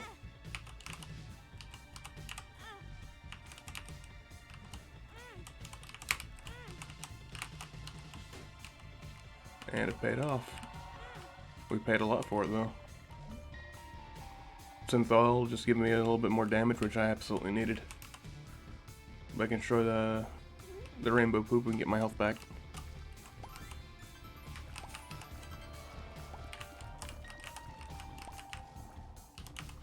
And there's another floor done.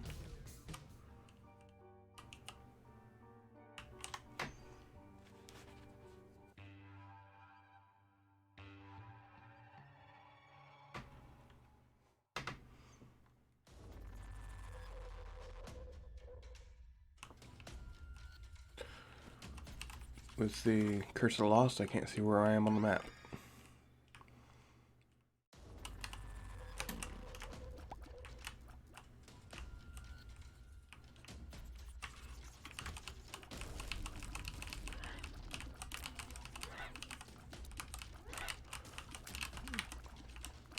By the way, there's another Tinted Rock if you haven't seen it before. It's this one right here. But we can only destroy that if we get a bomb.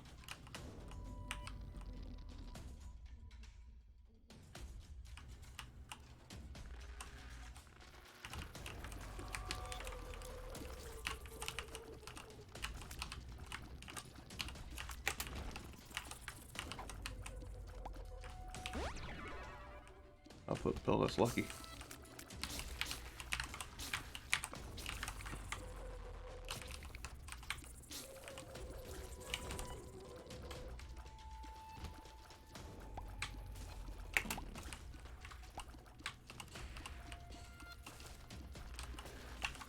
Golden poop usually gives you money.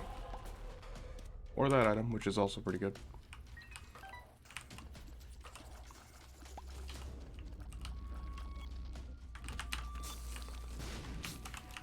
There's Death's List. That's the item I picked up. I have to defeat the enemies in order, and it usually gives me a consumable.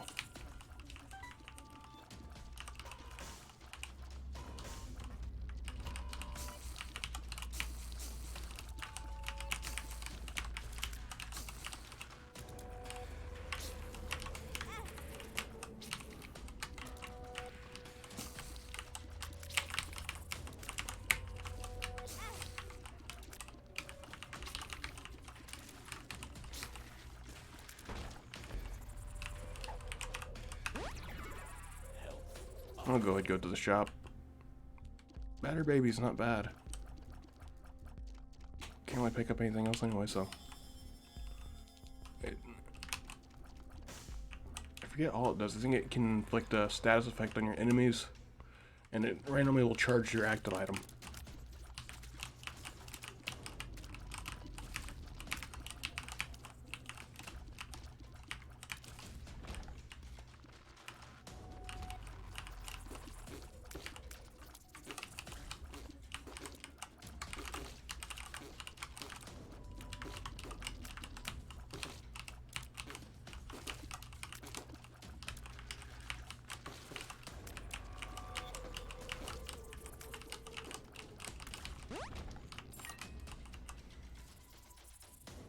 I have no idea what that just did.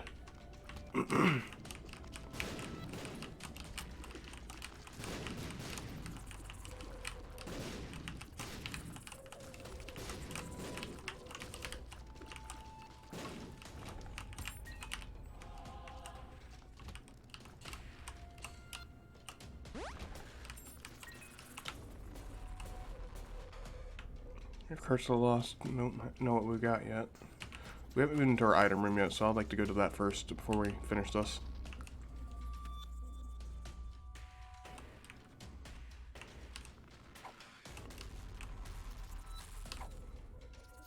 I believe counterfeit penny just means every coin you pick up is worth 2. Forgot about that.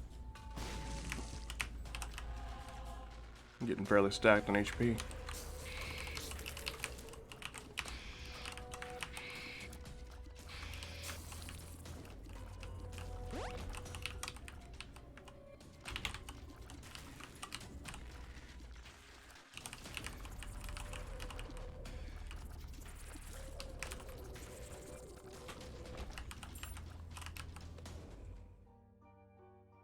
I will take this item because this is a really good item. If we can get any actual tier effects, it'll be even better.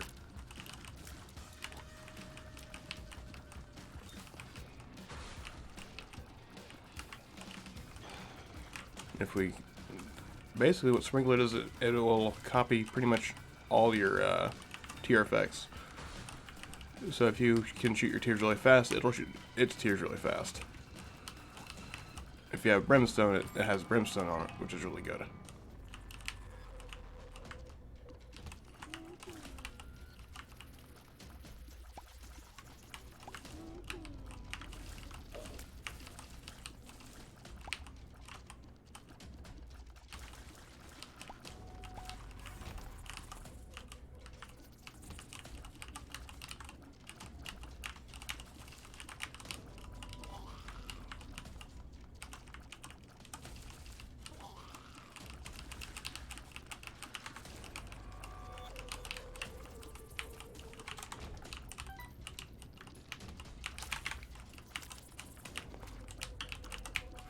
I really need to pay attention to the Death's List target.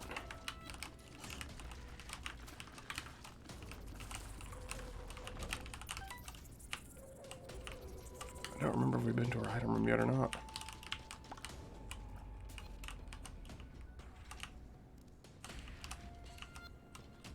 Oh yeah, it was the first thing we went through, I guess.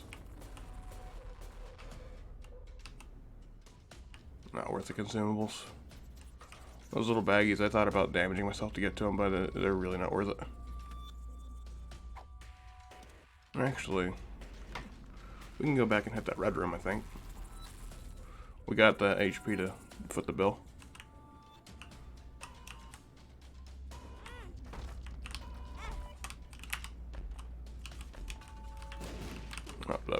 Absolute crap.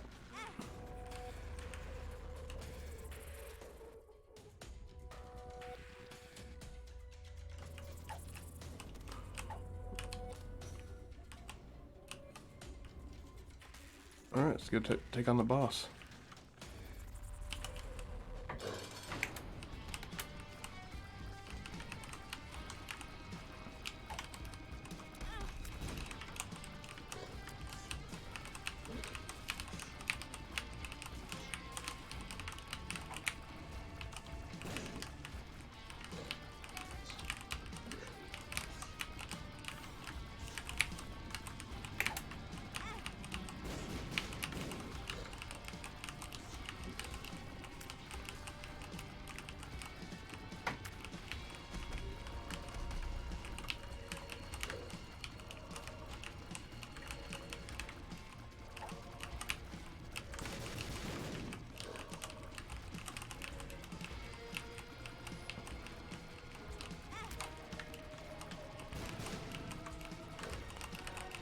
So I haven't hit red heart damage, so I'm not too worried.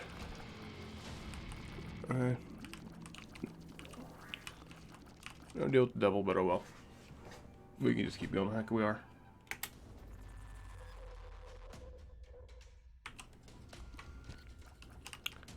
Yeah, I like that. Black heart.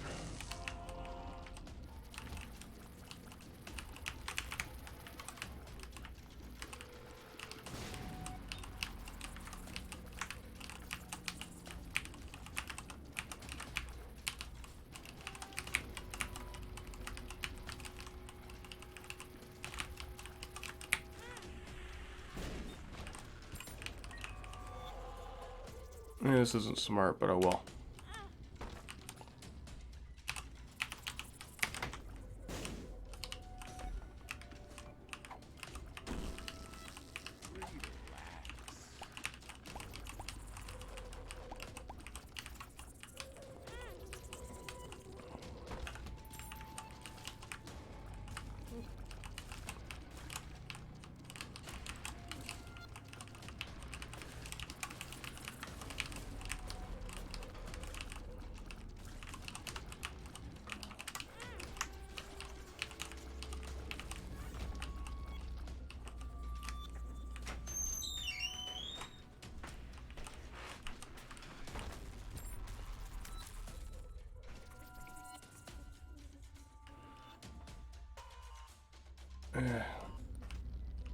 If we get flying, I'll come back there, but at the moment it's not worth the risk.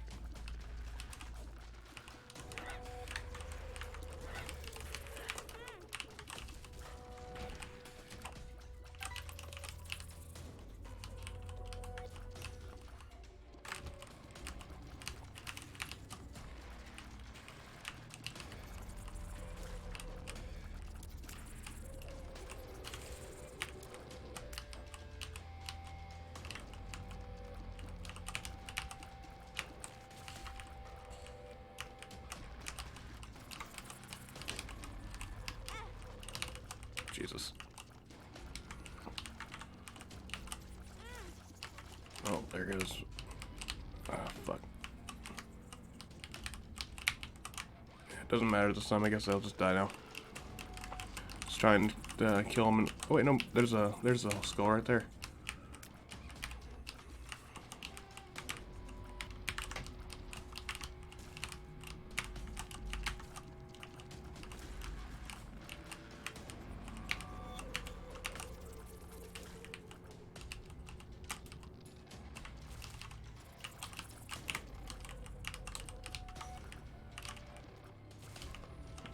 Let's hope this was worth it. Offer a key.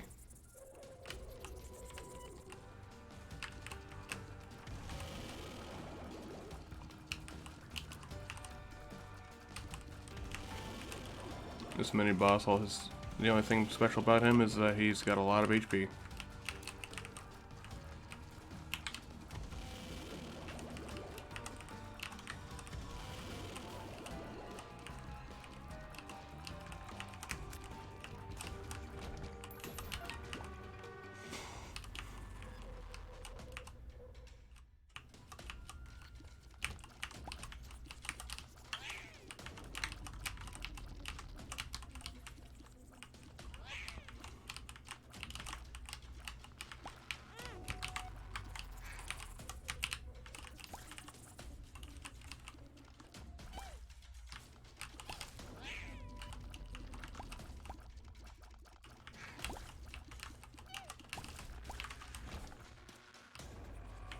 I'm not completely sure what that does, but I like the trinket I have right now better than what that's gonna give me.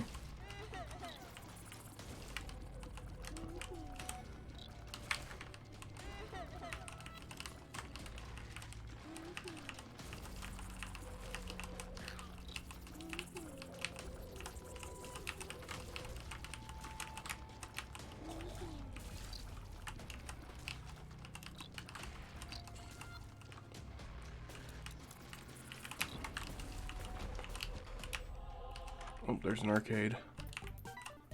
This is absolutely useless. I don't want to play the slots.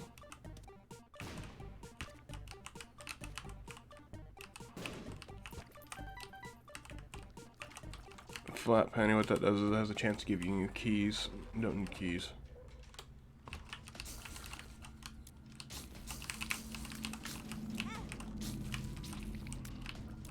I'm being stupid again. I'm trying to follow Death's list. But it's really stupid if it doesn't pay off, which it doesn't because it's all the way over there.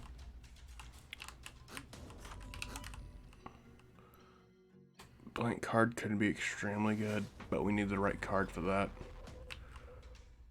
So let's just 99 bombs. At this stage, I think I'd like something even better. Miter. Not absolutely sure, but I think it can give you soul heart, so we'll take it.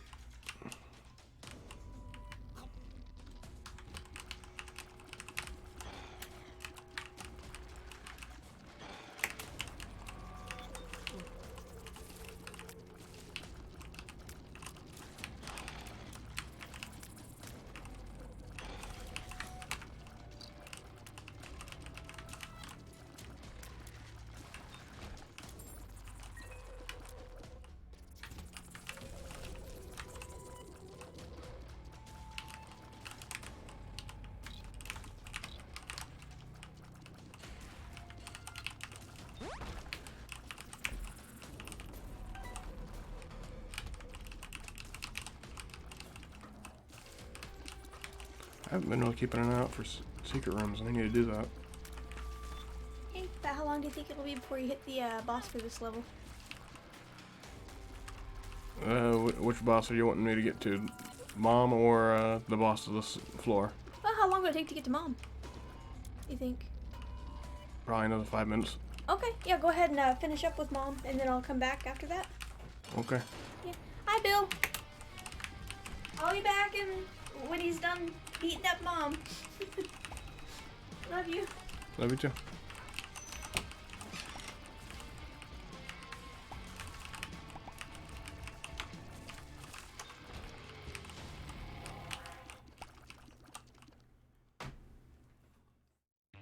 Yeah, I'm gonna focus less on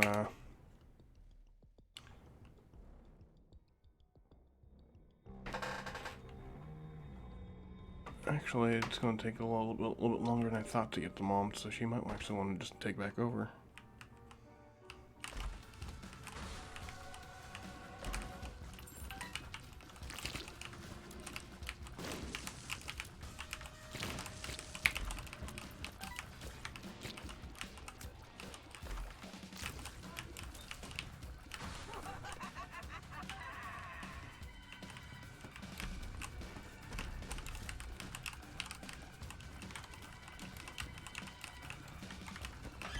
How long do you think it'll take? I gotta get to this floor and it'll be at the end of the next floor. So, 10 minutes, you think? Probably. That's okay. Go ahead and finish up, beat Mom, and then I'll come back at that point. We'll try to rush through it. Okay. If you think it's gonna take a terribly lot longer, I mean, it's fine. All I've got left to do for the Rare Disease Day stream is go through the slides that I prepared, and that's it. So, it's okay if you want to keep going to that point. Only if you want to. Love you. Love you too. Thank you again for adding more content to my stream. I've never seen this room before. That's kind of neat.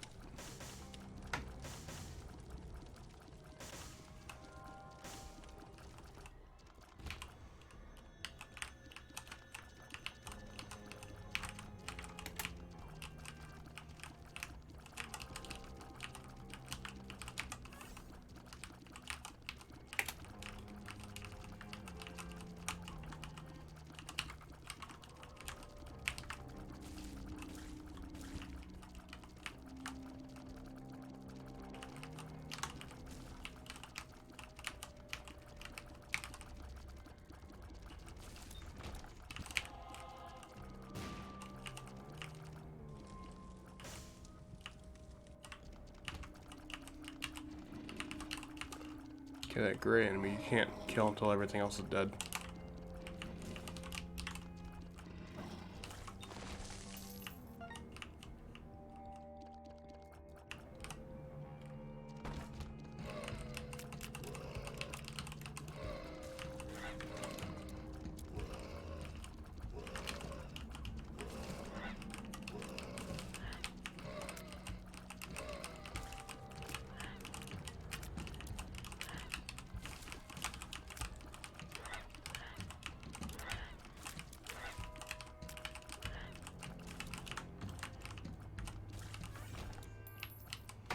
And we getting a lot of nickels.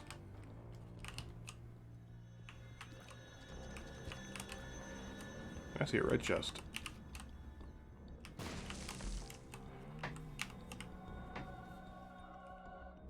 I want it because it's a Guppy's item, but that's it. It doesn't provide us really anything else of value besides counting towards the Guppy transformation.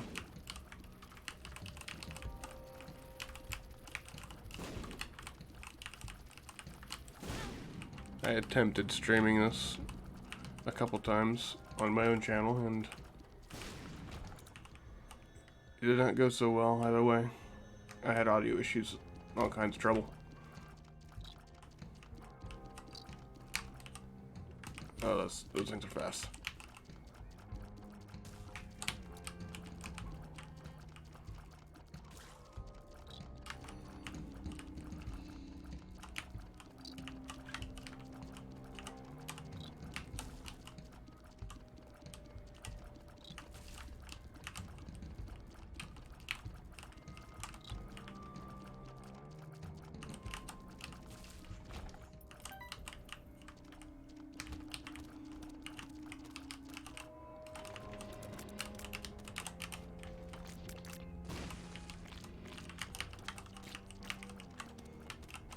God dang, these enemies are chunky.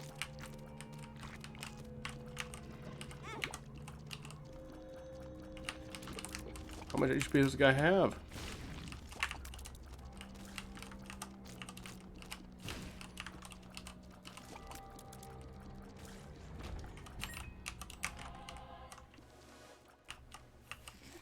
Definitely don't want that item. Neither that item. Sure, why not? It's kind of funny. Which doesn't work with this character.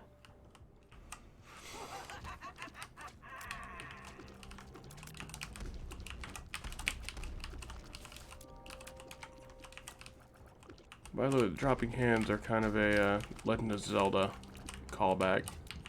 Because if they hit you, they'll grab you and take you back to the beginning of the level.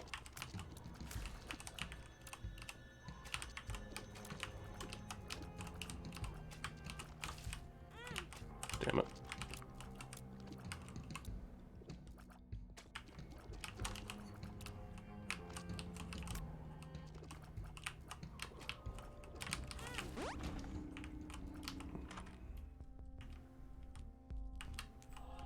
We're getting the switcheroo machine, so I might as well use it. But also blow up the shopkeeper.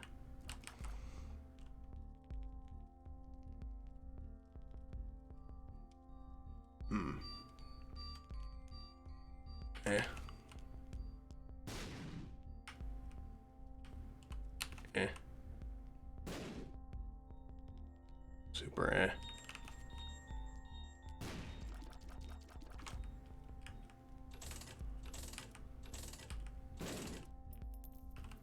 sure, why not?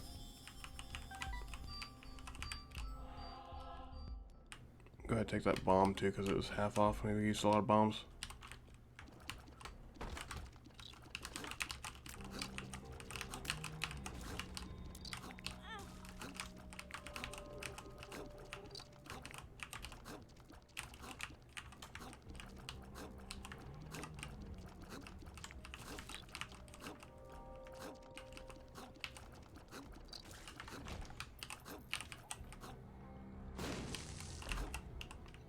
Basically, whenever I take damage, it gives me item charge.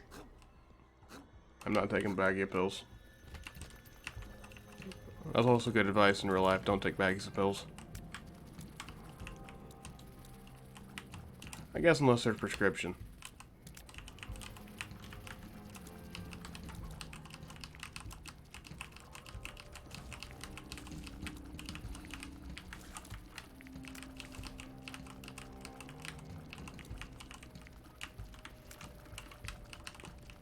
You can definitely tell it's hard mode.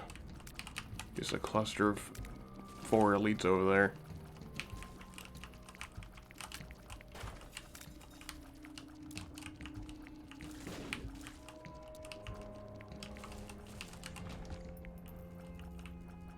That room was not fun to go through. Let's go ahead and check out whatever's in this.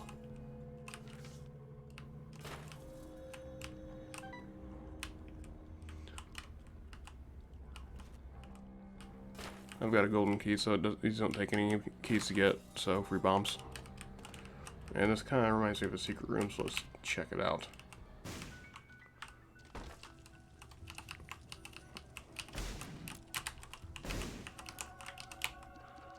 Infamy, it's another item that will protect me from projectiles. But it only has a slight chance whenever I'm facing an attack that hits me. Fuck this room.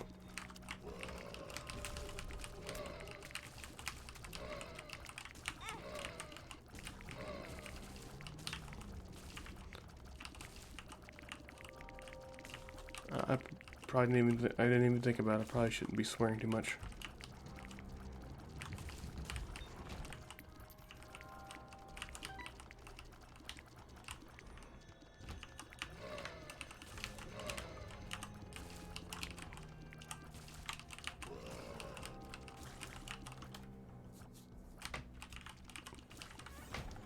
It's hard to see those, money's not going to help us much out anywhere here, so... Okay. That's a really weird tear effect. Sure. I wonder if it'll affect the sprinkler. That'll be kind of funny if it does.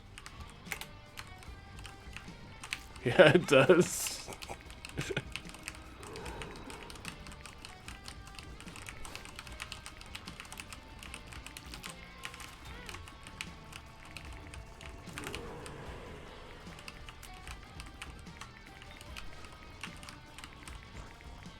Oh, it's so hard to follow.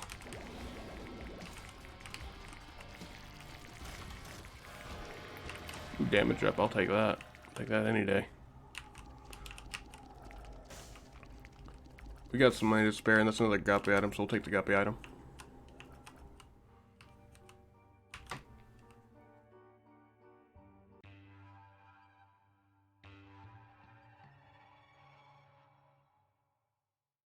Okay, this will be the last level for the boss. Okay, that's a bed. What that'll do is it'll give me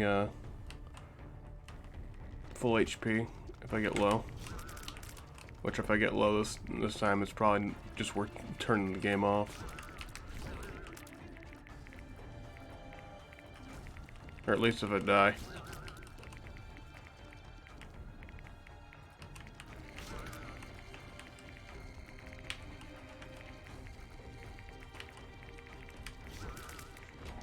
Man, that is such a strange tear effect.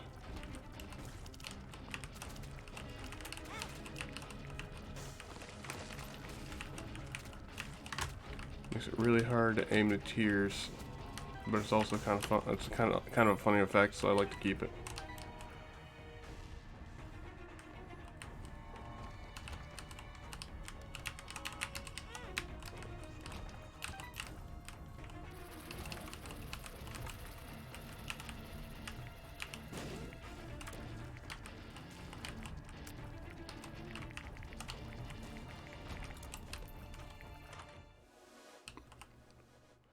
That's not a good item. That's a great item. We'll go ahead and drop the Ouroboros now.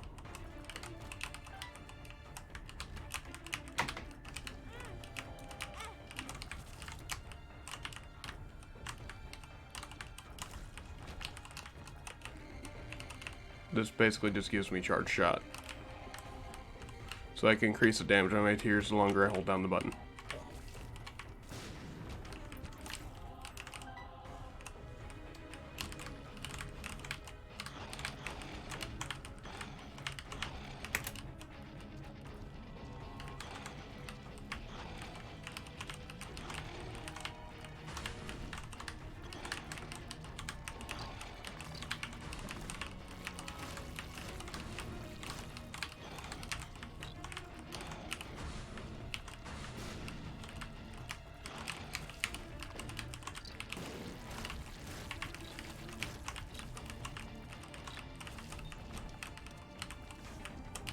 invincibility.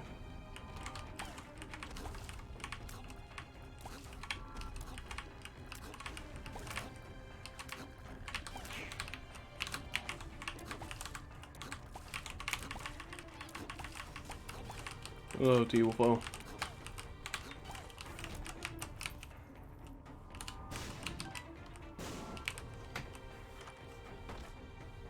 That's a very dangerous item. At the moment, we got a pretty good run going, so I'm not gonna do that. If I would have stepped on that, it would have reset the entire. Well, not reset it. It would have given me randomize. It randomized all my items.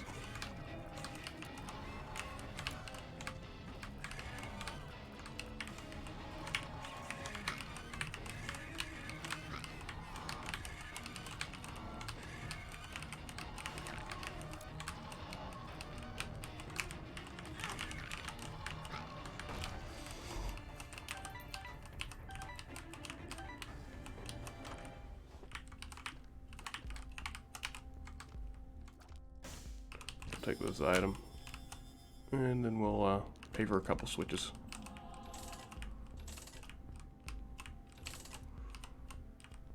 Those are still pretty shitty items.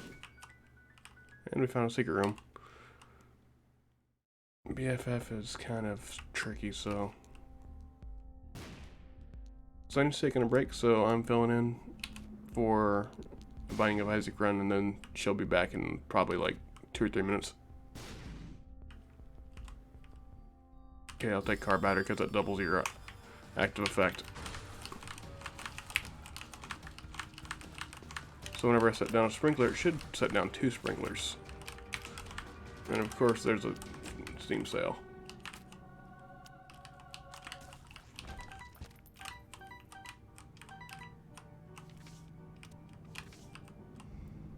We'll see what this one is too. I have no idea what that does. Oh, it just made all the consumables in here free.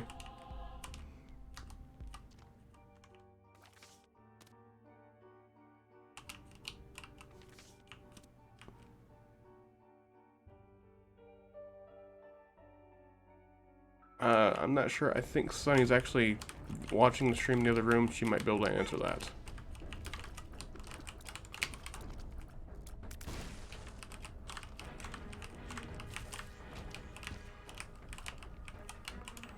Well, here's the final boss.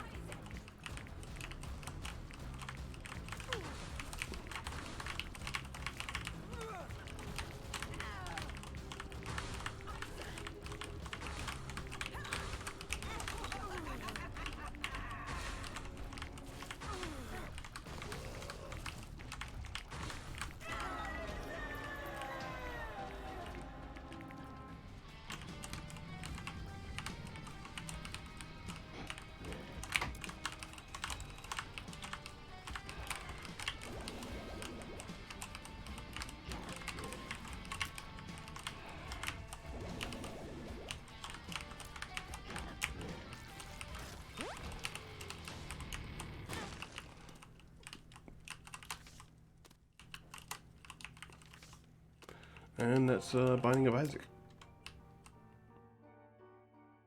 So I will give the computer back to Sonny now. And until she gets in here, you can just look into the eyes of this character staring back at you.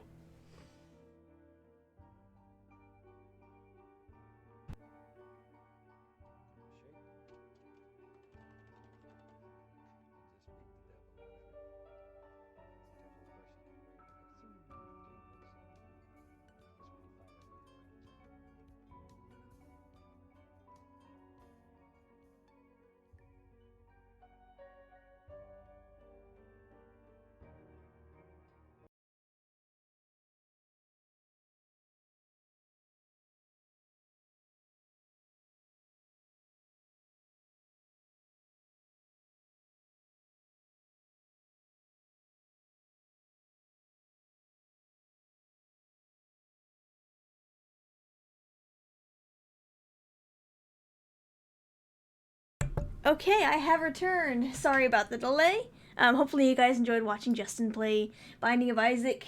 He definitely has some talent for that game, for sure. Let's get my camera back up. Hello, face. Okay. And set this back up so that I can continue to read some more stories about other rare conditions that I haven't heard of before. Me too. I love him so much that we've been together 10 years this April.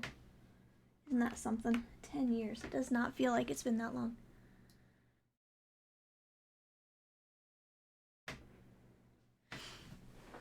Oh, hey, thanks for the host, too.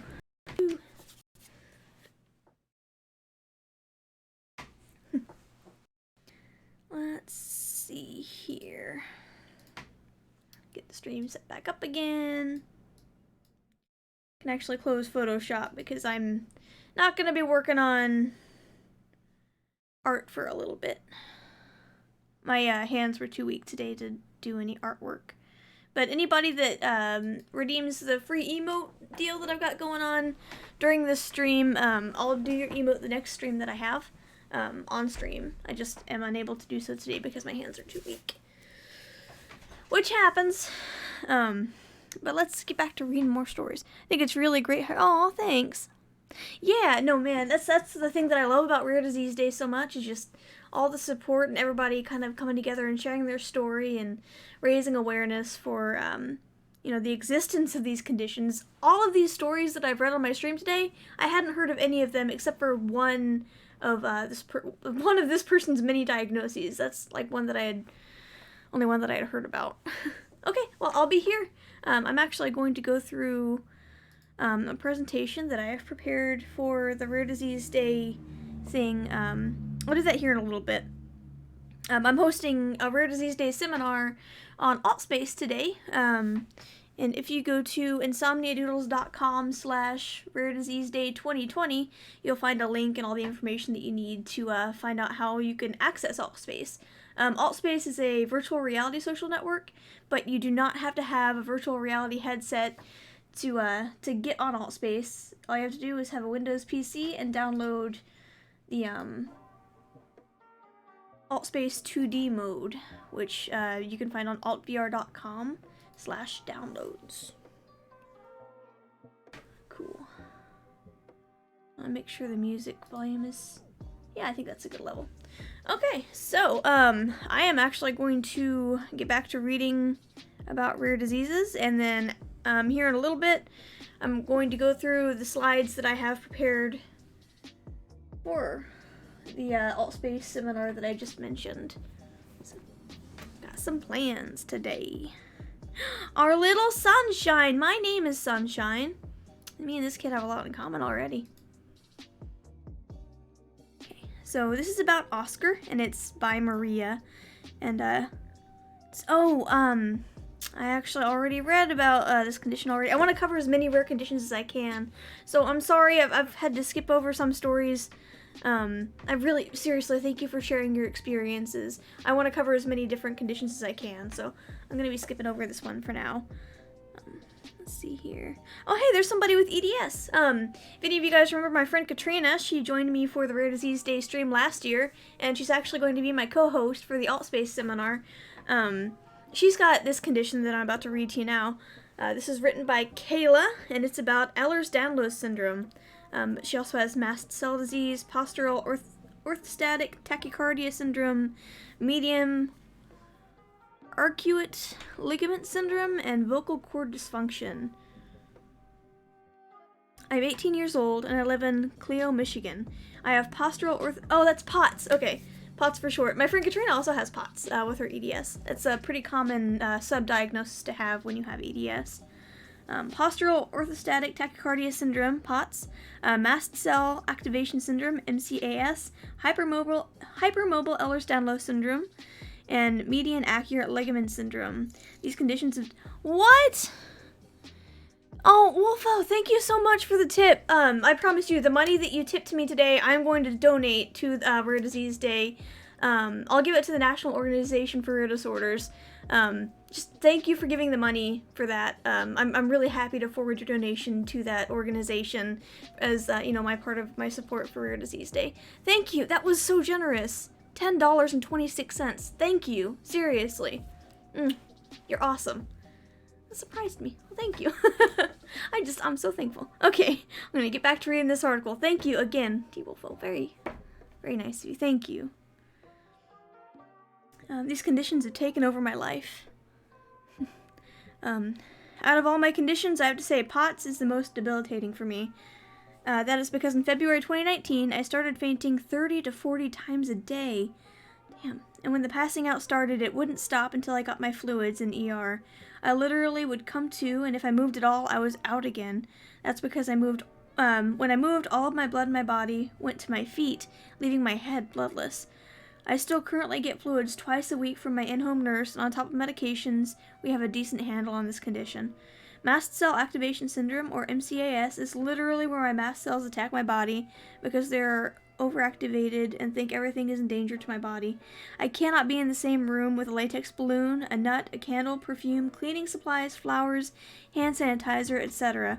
All of these items cause me to go into anaphylactic shock. There was a time when I went to a store last month and it threw me into an anaphylactic shock from the store, and I was gasping for air. This condition is so hard to have because you have to be so cautious going out in public. This condition made me graduating high school so challenging, and thanks to a supportive family, administration, and teachers, I graduated with honors. That's amazing. Damn, awesome. Wow. What she's talking about there, with the, I've heard about this with EDS before, with the, allergies that you can have with this are so intense. There are some folks with EDS that can't go outside their home without wearing a mask, a specialized mask that has a filter that's adequate enough to filter out like any of those things that could activate their anaphylactic shock issues. So they have to wear a mask almost at all times when they're out of their home. That has to suck, but she's kicking ass. Seriously. Graduating with honors after all that, that's hard to do.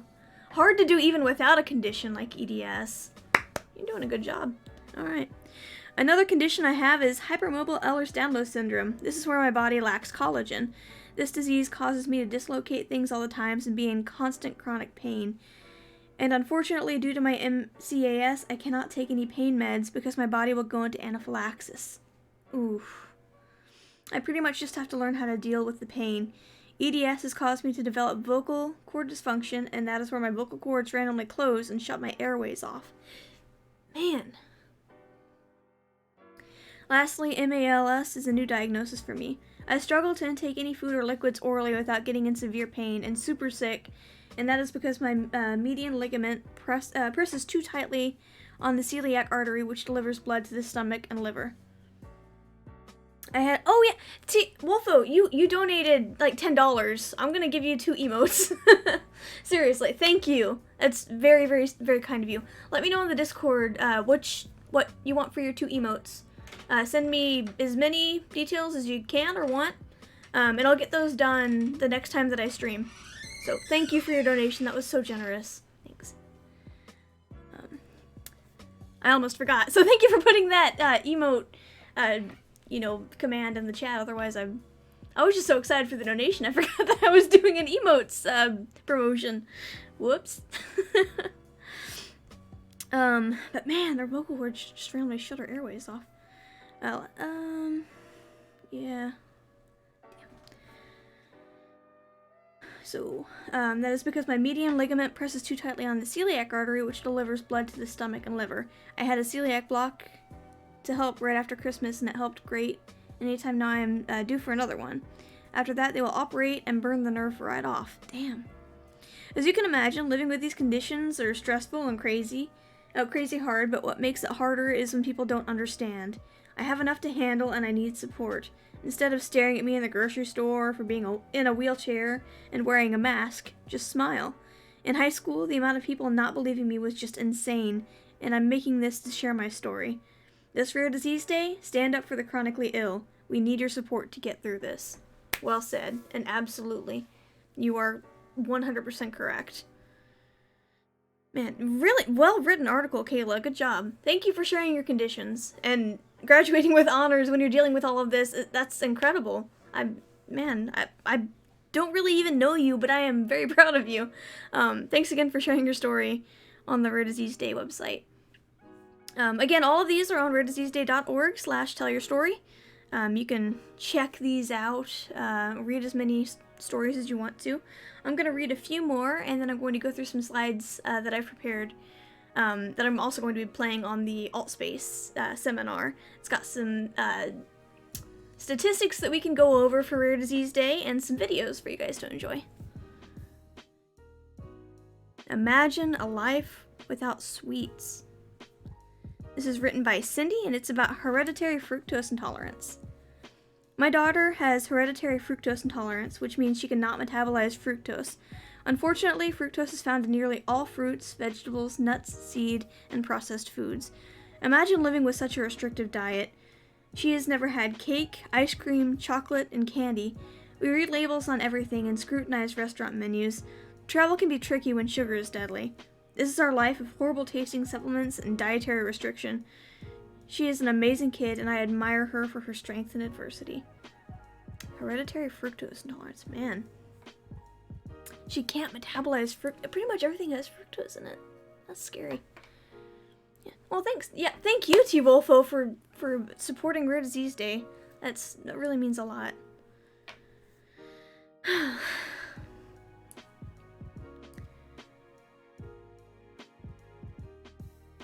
I've read about pulmonary arterial hypertension earlier today. Let's see what else we got.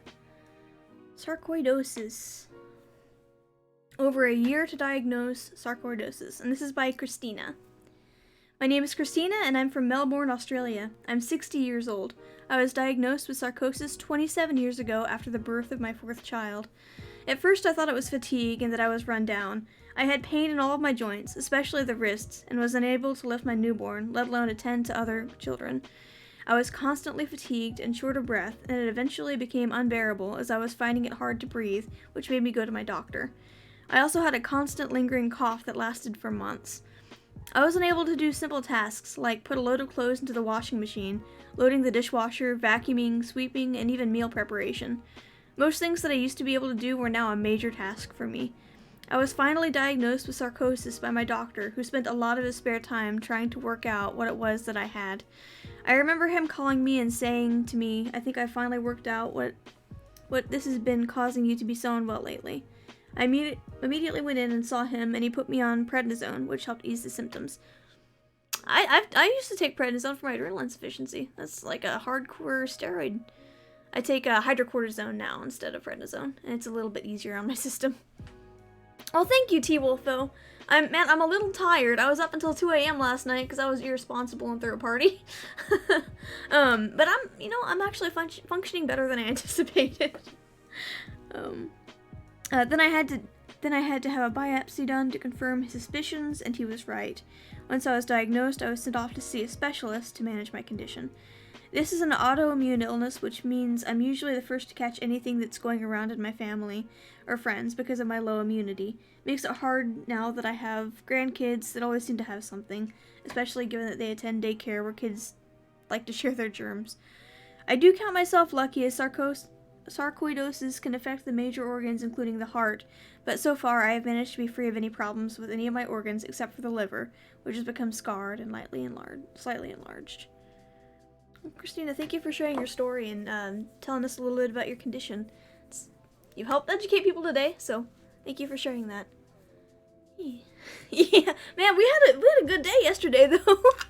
Sorry for the late reply. I have a delay. Oh, no, it's okay. I totally understand. The Twitch app on the phone has a major delay from my stream.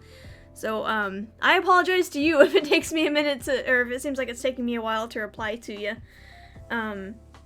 Yeah, yesterday my friends and I went to Jungle Jim's, which is a international supermarket, and we bought a bunch of food and ingredients and snacks, and then we came home, we cooked a bunch of food, and ate a bunch of snacks, and watched Sound and Fury on Netflix for like the 3rd time. Just hung out and had a really good time last night. I have some pretty awesome friends. Okay.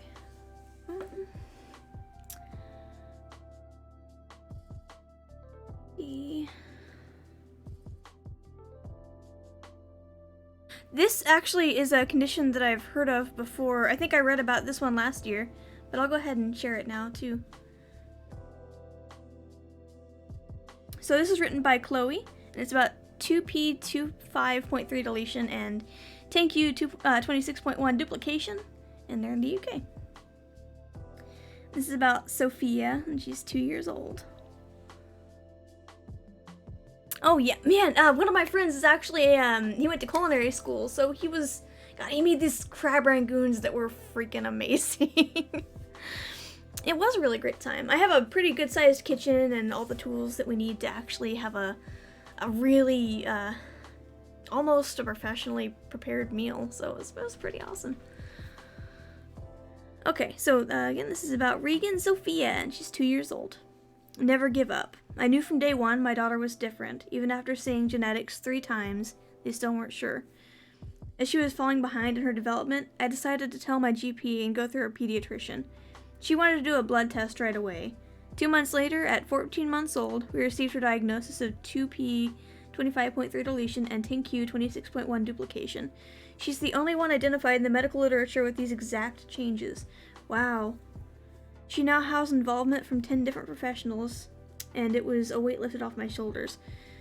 At 2 years old, she is a beautiful, happy little girl. She is unable to stand, unaided, and is nonverbal apart from Mama and Dada, as well as she faces many other challenges. But she glides through life, and I cannot be prouder of her. Oh, she looks like a happy little girl. Sweet. Yeah. Well, thank you guys for sharing your story. Help and educate people, it's really important. I'll read a couple more stories and then I'll go through the slides. Cushing's disease, I know what that is. That's like the exact opposite of my adrenal insufficiency.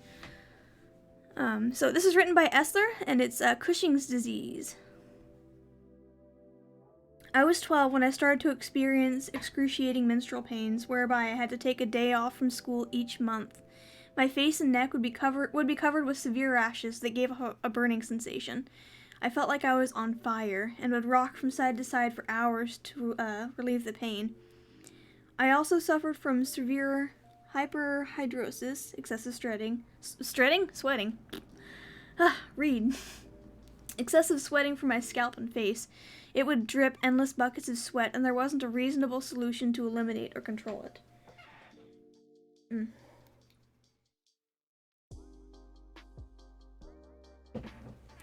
I carried on, trying to live a normal, vibrant, social, and working life.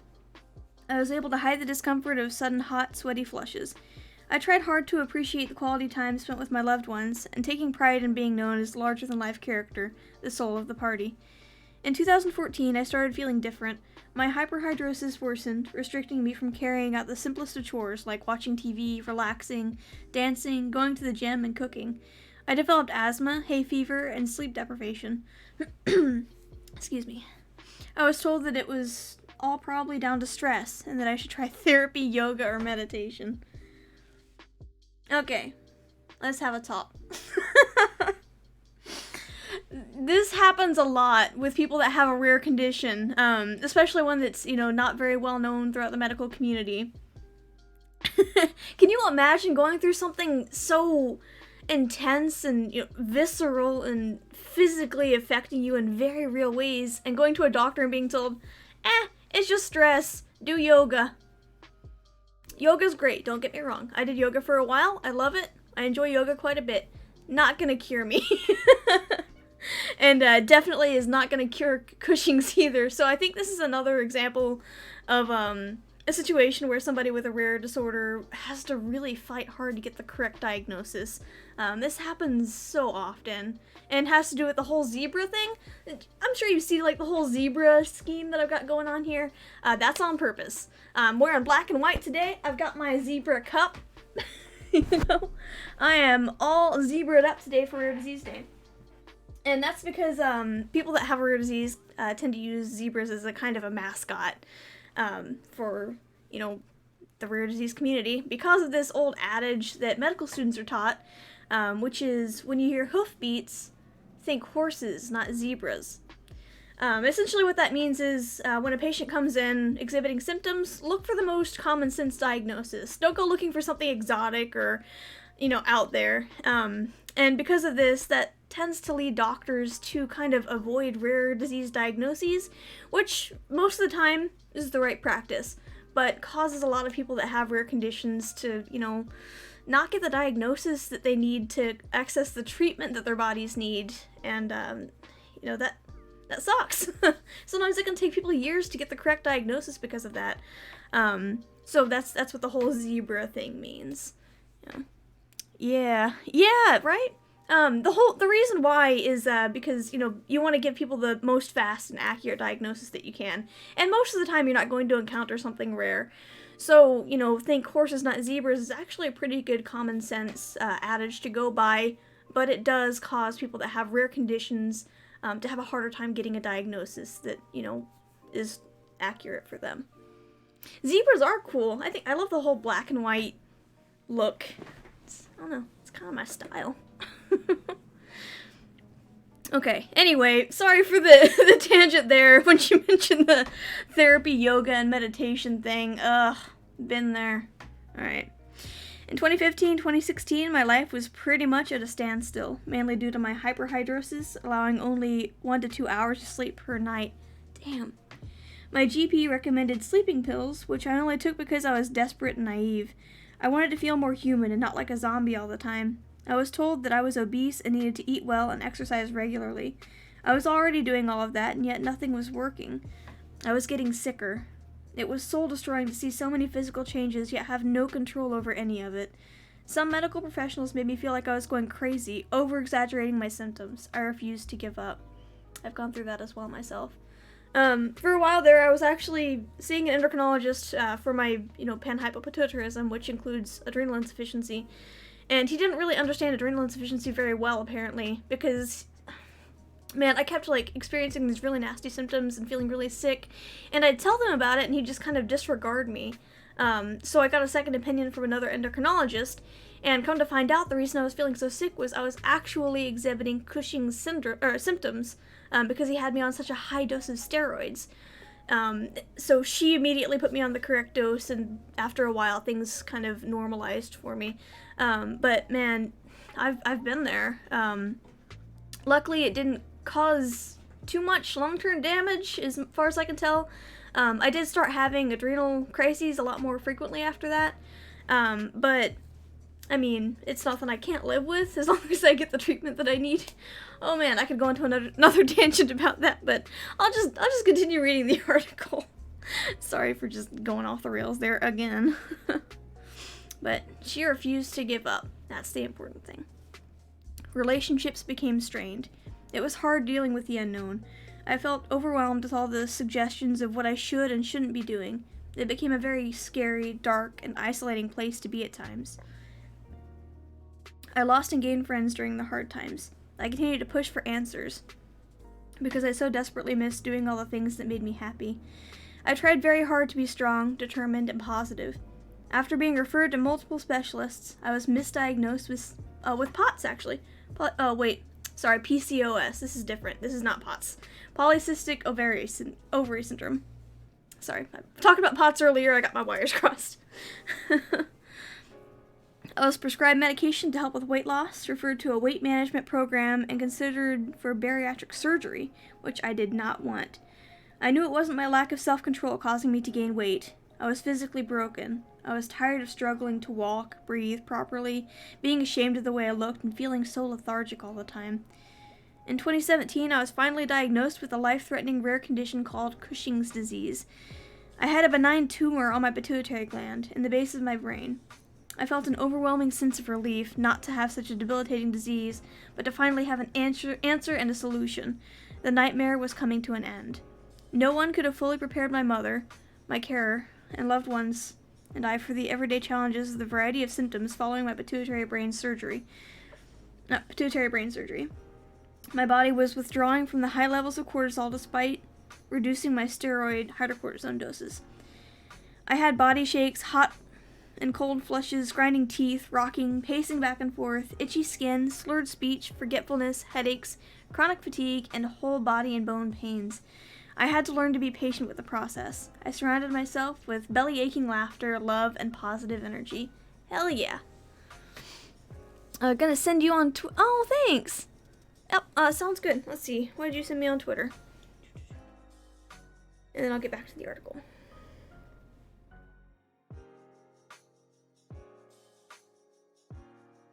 This is some good lo-fi hip-hop, if I do say so myself. And don't worry about the 2em. Oh, really? You can either just do that or aw. Oh, thanks. I appreciate it. Well, I'm gonna give you some time to change your mind. Because I can always make those emotes for you, but, you know, I'll give you a couple of days or so. And if you still decide that you don't want the emotes, we'll find somebody else to take them. Let's see here.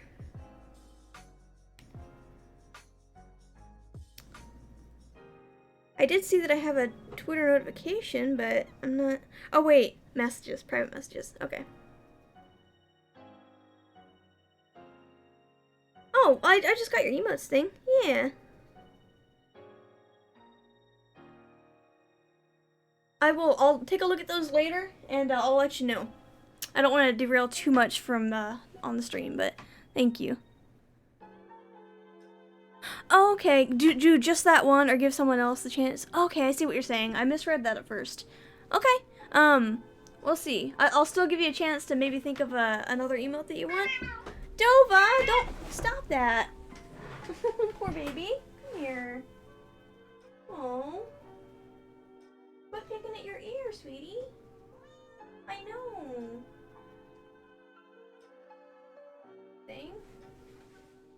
Sorry about that, guys. It sounded dramatic, but Nova was just, like, she's got really chronically itchy ears, and she just was scratching at it too hard. That's why she cried out. Oh, my poor baby. You okay? Yeah. I think she's okay now. Okay. Surround myself with belly-aching laughter, love, and positive energy. That's what gets me through most days. Awesome. I'm so grateful to have been given a second chance at life. At times I forget that the small things I have achieved are actually huge in comparison to what I was able to do prior to surgery. I'm very proud of myself. It's so important to remind yourself of all the possibilities, to be grateful for all that you have. I'm eternally grateful for my mother, boyfriend, friends, and supportive medical team for not giving up on me. Thank you to the Pituitary Foundation for all the resources that have helped me better understand and cope with Cushing's disease. You have provided me with a safe place to turn to for advice and support, and gave me a sense of belonging. I strive to spread awareness about Cushing's disease, to help mentor vulnerable children and adults that have experienced trauma or any form of mental illness. It's important that I add value and positivity to someone else's life. Man, I feel like I know this person. There's a solution to most things. We might just have to fight that a bit harder. Might just have to fight that. Oh, okay. Be kind to yourself and listen to your body. It's sacred. Well, thank you so much for sharing your story, Esther. Yeah, I feel like I relate to you a lot. And it's very important to get our stories out there. So thank you again for sharing that on the Rare Disease Day website. Oh, your dog has really itchy ears too. I wish, like, I clean her ears out once in a while when it gets really bad. But she hates it, so I try not to do it too often. She can't stand having her ears messed with. But it helps a little bit. I might have to do that at some point today because her ears seem like it's really bothering her. But I took her to the vet to get her checked out twice. And both times they said, you know, she just clean her ears out once in a while. So that's what I do. Okay, so I'm actually going to bring up the slides that I've prepared for the Altspace event, because I'm starting to lose my voice a little bit, so I'm gonna have to give it a break. I'll cover the slides and stuff, talking about the statistics and whatnot.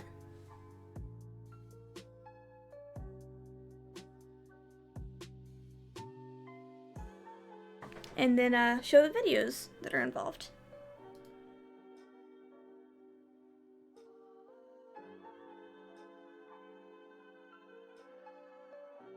And because there are videos in these slides, I think I'm going to turn or pause the lo-fi hip-hop for now.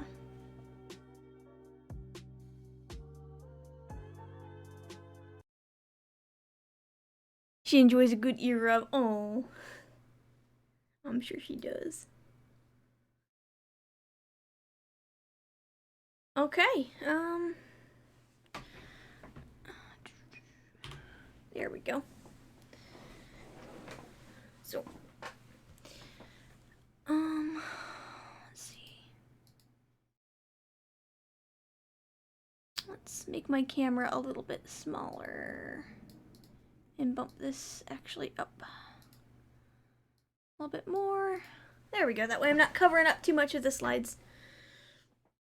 Okay, so this is for the Rare Disease Day event. It says hashtag Awarecast at the bottom because on Altspace, event channels are designated with like hashtags, so that's what that Awarecast thing's all about. Okay, I'll be here when you get back. Thanks. Okay, so first, a video. This is from Rare Disease Day in February 29th, 2012. So, enjoy this video. Let me make sure the volume is, whoops, make sure the volume is mixed well first.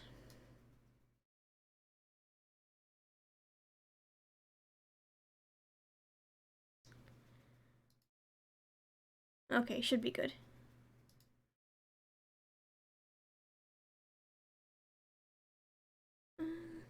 Whoops. Guess I gotta start the presentation over. Let's try this again. There we go.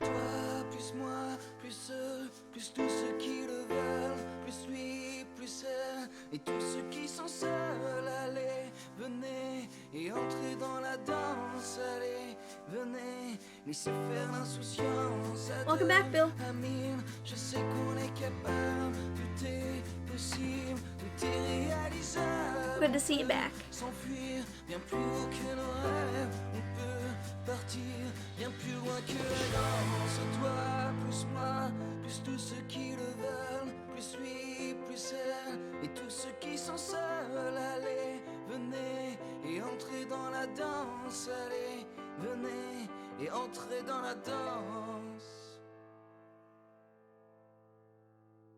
And that was the Rare Disease Day 2012 official video. Good introduction for these slides, I think. Okay, so what in the world is Rare Disease Day anyway? Rare Disease Day takes place on the last day of February each year. The main objective of Rare Disease Day is to raise awareness amongst the general public and decision makers about rare diseases and their impact on patients' lives.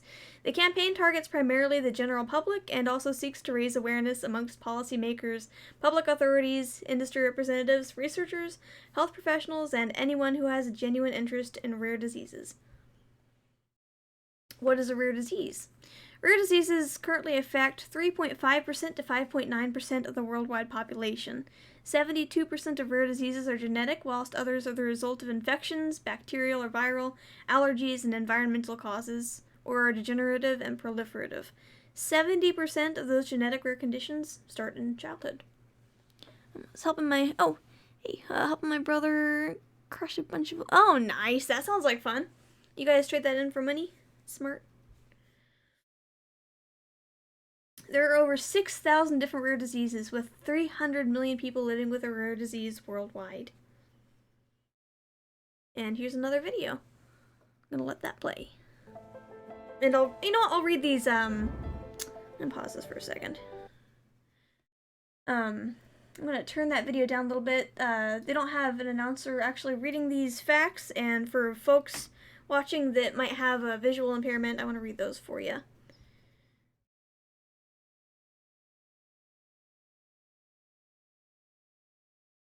Here we go.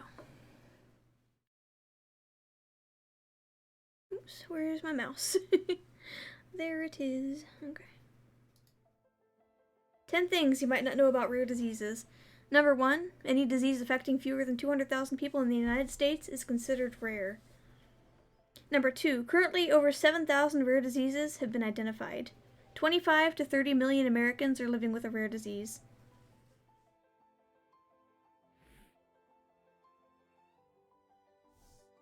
Many rare diseases may result in premature death of infants or can be fatal in early childhood. All pediatric cancers are rare. There are more than 500 types of rare cancers.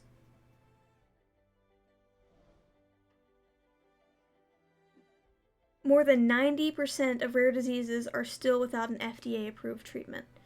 Rare diseases affect an estimated 350 million people worldwide. Men, women, children, and the elderly are all impacted. In actuality, rare diseases are not so rare. Rare Disease Day is celebrated globally on the last day of February each year, the most rare day on the calendar, to raise awareness about rare diseases and the issues patients face. So that's why I'm doing this stream today. This was provided by Nord, who is going to receive the donation, the very generous $10 donation that T. Wolfo donated for Rare Disease Day. Thank you again for that donation, Wolfo. Whoops, darn it. I keep accidentally starting the slides over and I don't mean to. I just meant to hit the pause button. Okay. Excuse me. So you're going to trade those in for money? That's smart. Good to do. Alright, awesome. Well, my quest is also charging, so we'll be ready to go when the AltSpace thing starts. Also, if you still were interested in moderating T-Wolfo, your username on AltSpace is the same, right? It's also T_Wolfo on AltSpace, so that I can give you mod privileges. Thank you. Alright, let's watch this video. I'm going to turn it back up, because this one actually has a narrator.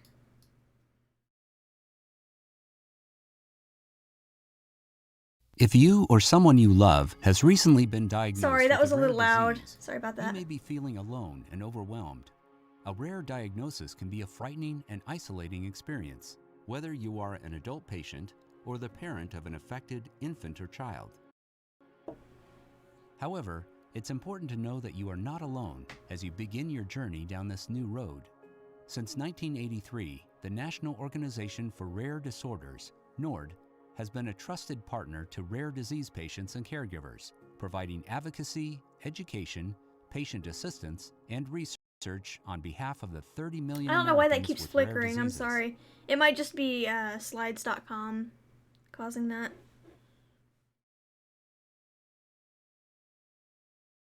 Ah, dang it. I didn't mean to start that over. Oh boy. I like slides.com because they make it easy to present videos and stuff on AltSpace, but cause some problems. If you or someone is not alone as you begin your journey down this new road. Since 1983, the National Organization for Rare Disorders, NORD, has been a trusted partner to rare disease patients and caregivers, providing advocacy, education, patient assistance, and research on behalf of the 30 million Americans with rare diseases. NORD can help you learn about your condition, get involved in research, advocate for yourself and others, and gain the power that comes with knowledge. Here, based on our years of experience, are 10 things we recommend for the newly diagnosed patient or caregiver. Give yourself time to adjust.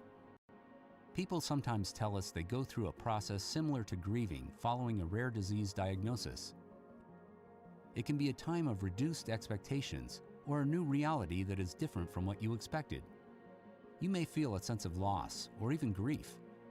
We encourage everyone coping with a new diagnosis to give themselves time and space to adjust and to seek counseling if needed. Connect with others who have the same diagnosis.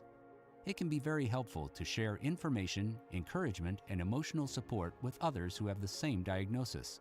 You can search NORD's list of members or our database of more than 1,000 patient organizations to see if there is one for people with your rare disease. Learn about your rare disease. Knowledge is power. By educating yourself about your rare disease, you become a more empowered patient. NORD's Rare Disease Database is a good place to start, with expert-reviewed reports in patient-friendly language. On our website, you can also learn about other great sources of information, such as the National Institutes of Health. Find a medical expert. If possible, connect with a medical expert who has treated other patients with your rare disease. Many patient organizations provide information about medical experts or centers of excellence.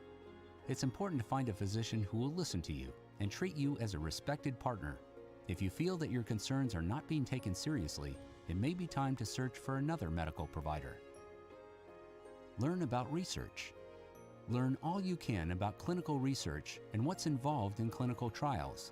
To find out if there are current clinical trials for your rare disease, visit clinicaltrials.gov or trialstoday.org. You can learn about medical research at NORD's annual summit or patient-family conferences. NORD also hosts a platform for disease-specific patient registries and natural history studies. Join the broader rare disease community. There are 30 million Americans living with rare diseases and millions more around the world.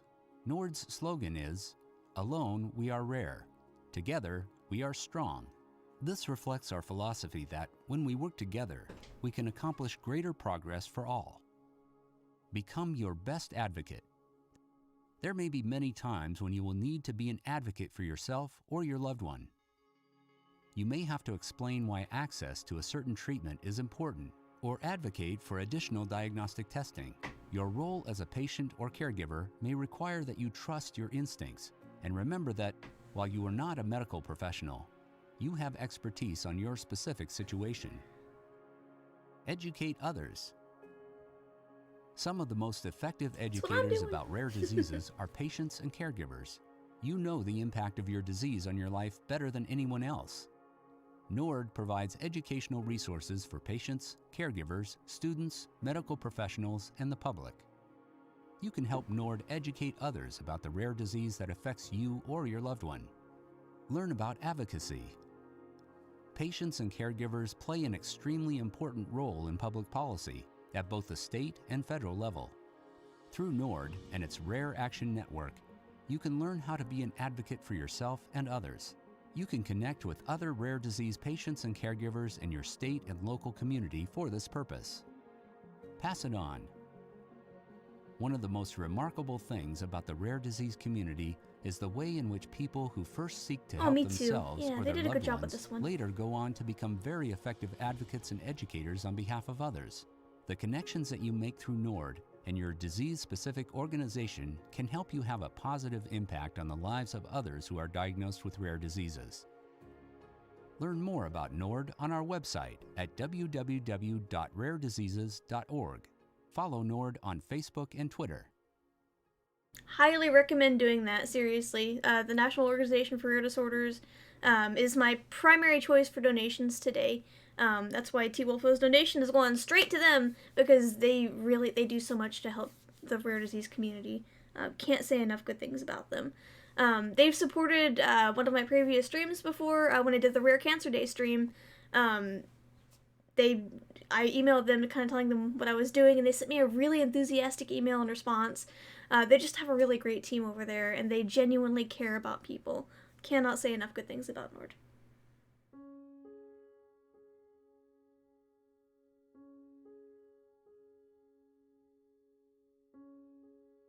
Here's a patient story. Day set aside to bring awareness to both decision makers, like policy lawmakers, as well as healthcare providers and patients, even researchers, to bring awareness to rare diseases. They chose February the 29th because it's the rarest day every 4 years. So if we don't have a February the 29th, it's February 28th. So it's still a rare day for the year. This year we actually have February the 29th. So this is a special year for Rare Disease Day. There's around 7,000 rare diseases. And a rare disease is defined in the United States as it affects 200,000 people or less of the total population.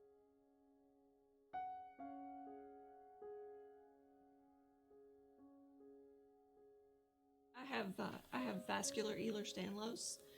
There are, I believe, 13 different types of Ehlers-Danlos. Mine is considered the most severe, the most fatal. We have a life expectancy of 50 to 53 years of age. I'm almost 50. So it affects my arteries, and it makes them very fragile. So, I have to I have a lot of aneurysms, dissections. You know, I have to be real cautious of impact sports, heavy lifting, those types of things. Typically, it takes, for a rare disease patient, it takes 8 years to receive a diagnosis, an accurate diagnosis. I was lucky. I received a diagnosis within about 1.5 years. So, you know, I was fortunate enough. That's 1.5 years from the onset of my symptoms. Obviously, I was born with this disease, but from the onset of my symptoms, about 1.5 years. So I feel very fortunate. 70% of patients diagnosed with rare diseases are children. 3 in 10 of those won't make it till their 5th birthday. So, and it can take so long to get a diagnosis. For me, things just didn't make sense. The symptoms that I had, the problems that I had, did not make sense for me. I'd been extremely healthy, had ran 10 marathons, never had any health problems at all. So the diagnosis that was given to me just didn't make sense. So, you know, thanks to him, thanks to Tom, he knew that it didn't make sense, and it caused us to go further and try to find a diagnosis. Just be persistent. Don't give up. And if something's just not right, keep digging, you know.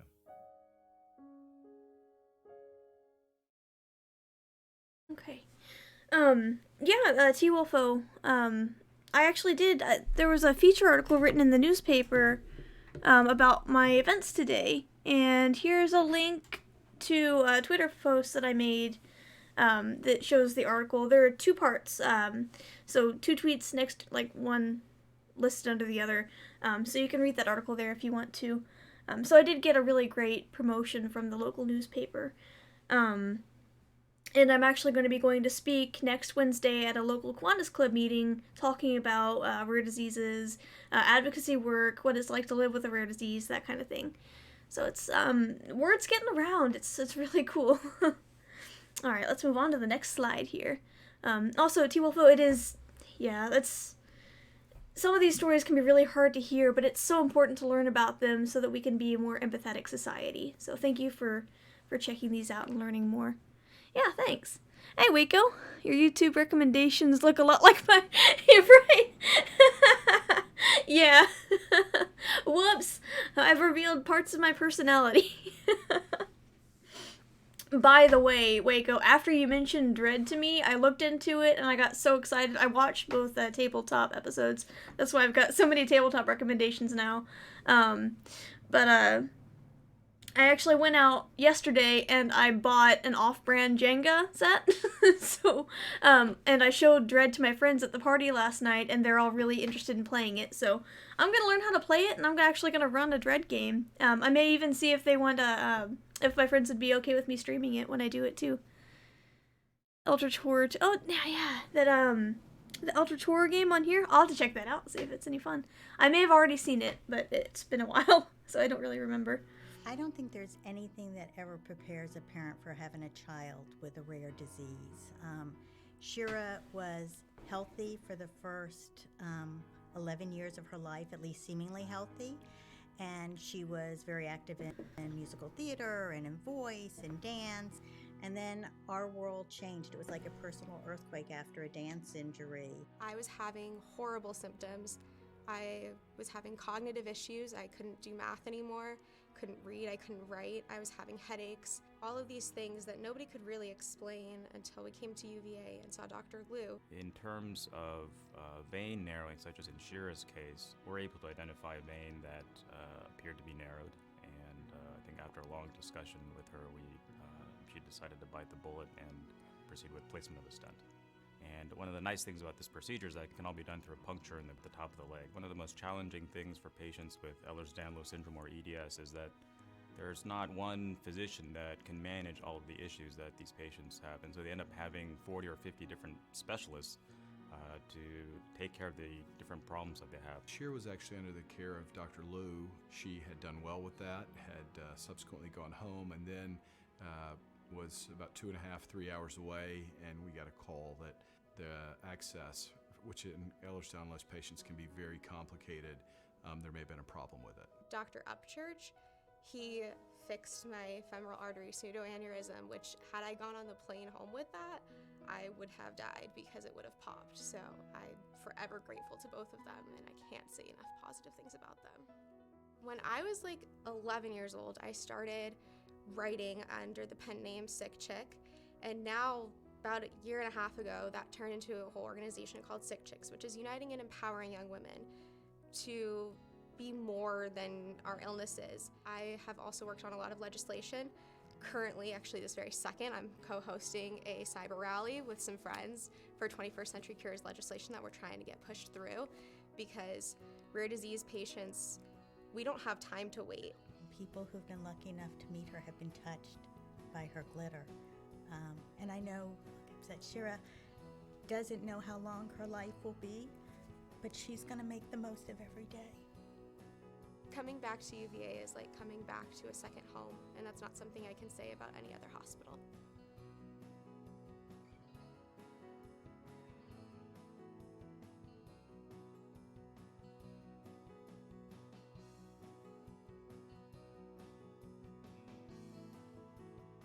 She's doing a lot of really great work. You need to buy the Jenga set too. Yeah, and I'll let you know how it goes. My friends are pretty cool about streaming kind of stuff, so maybe I'll stream it when I do it. I do plan on DMing this one, so it'll be a lot of fun. I'm not terrible at improv. I'm pretty creative, pretty good at coming up with stories, so I think this is going to be kind of fun. I think my friends and I were kind of shooting around the idea of making the plotline similar to Until Dawn, if you guys know what that game is, like with the Wendigos and all the horror and gore and drama that takes place, really spooky stuff. So I think that's probably somewhere along the lines of what we'll be doing for the plot for that game. I'll keep you guys posted. My light just turned blue and I had no clue it could do that. Cool? What kind of light you talking about? Surely you're too nice though. I can't ever imagine you doing anything bad to a player. I've fooled another one. I can be kind of evil. I've written horror in the past. It wasn't very good looking back, because I was like, God, this was back when I was just first getting into writing, and it was a Slender Man fanfiction. So that's about my the extent of my horror experience there. But you know, I think I can do a good job with this. It's always the quiet ones. Me? Quiet? No. Well, sometimes. Who knows? I got a new overhead camera for... Oh, nice! Cool!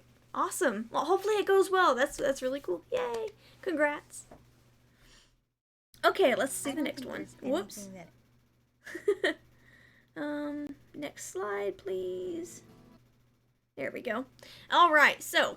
this is the fun part. This is where you can learn how to get involved with Rare Disease Day.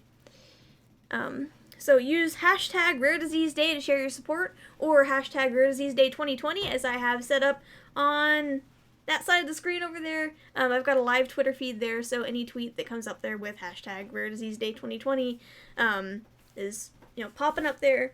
And that's a good way to share your story or voice your support for Rare Disease Day. Get the word out there. Get that hashtag. Well, get both those hashtags trending so that we can get more people involved and spread the word. You can go to rarediseaseday.org and click on the Get Involved tab for some more ideas. And consider donating to groups that support rare disease communities, such as the official Rare Disease Day site or the National Organization for Rare Disorders, otherwise known as NORD. If you can't donate yourself but would like to help raise money, consider making a Facebook fundraiser for your favorite nonprofit. Seriously, if you have a Facebook, I haven't been on Facebook in a long time, so I understand why you might not want to be on there. But the good thing about Facebook is they do make it really easy to raise money for a nonprofit. So all you have to do is create a post, click on the little options where you can add things to your post. There should be a donation or a fundraiser option. Click on that, find the nonprofit that you'd like to donate to. I know that Rare Disease Day and the National Organization for Rare Disorders are both available as options. Excuse me. Click on that, set a donation goal, and make the post. That's a really great way to spread the word. And in your post, tell people that if they can't afford to pay to donate to get involved. That way they can share the post, and that really does a lot of good to help spread the word. Oh, hey there, Mindo Teresia. Hi. Happy to catch your stream for the first... Oh, thank you. Good to have you. Mando, you sound familiar. Where have I seen you before? That's right. I watched your stream, didn't I? Yes. Hey, thank you. Thanks for stopping by. I'm doing my, I remember you now. It took me a second. But yeah, today I'm celebrating Rare Disease Day, spreading awareness, encouraging people to donate to the National Organization for Rare Disorders. I actually have a special going on right now where if you donate $5 or more to any rare disease nonprofit of your choice, you'll get a free emote.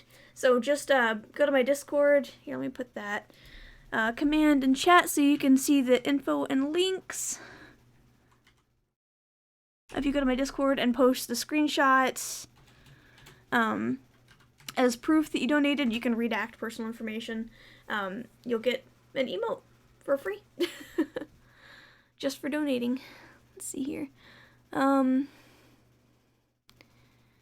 Let's see. I've used a little add-on for like $40 where you got a pad and pen and it works like...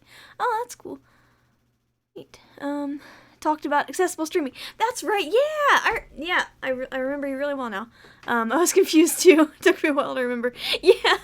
Well, thanks for coming in. Yay. I'm really happy to see you here. Woohoo.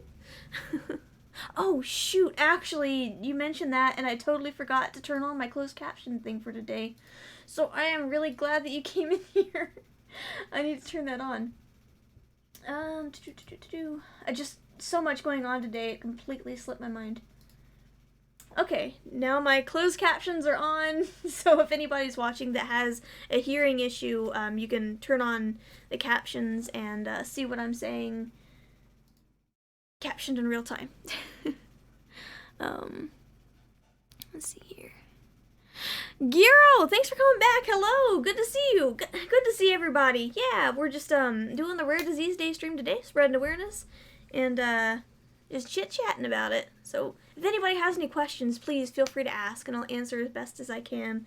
Right now I'm just going through some slides, watching some videos, and just kind of spreading the word about Rare Disease Day. Speaking of spreading the word, this is something that you can do. Use the tag, hashtag #ShowYourRare, and post a picture of yourself with your hand painted to share your story and show your support for Rare Disease Day. This is the picture that I took for this year, and posted up on Twitter with that hashtag to help kind of share support. When you see a lot of pictures going through your newsfeed that look similar, that can kind of catch somebody's attention, and that helps to draw attention to Rare Disease Day, which is why, and you can see over in the Twitter feed there, you get another picture of somebody with their hand painted, to kind of show you're rare and spread the word a bit that way. So if you can do that, that'd be cool. And here's a video from the National Organization for Rare Disorders holds a conference every year to kind of get people with rare conditions together. And this video kind of showcases what that's all about. And I'll kind of give you an idea of how those conferences look.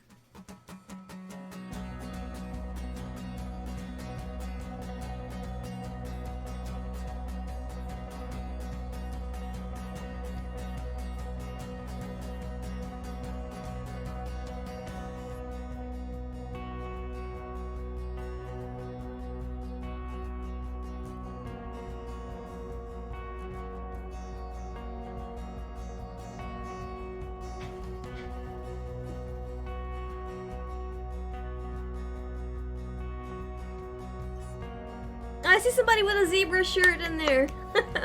Awesome.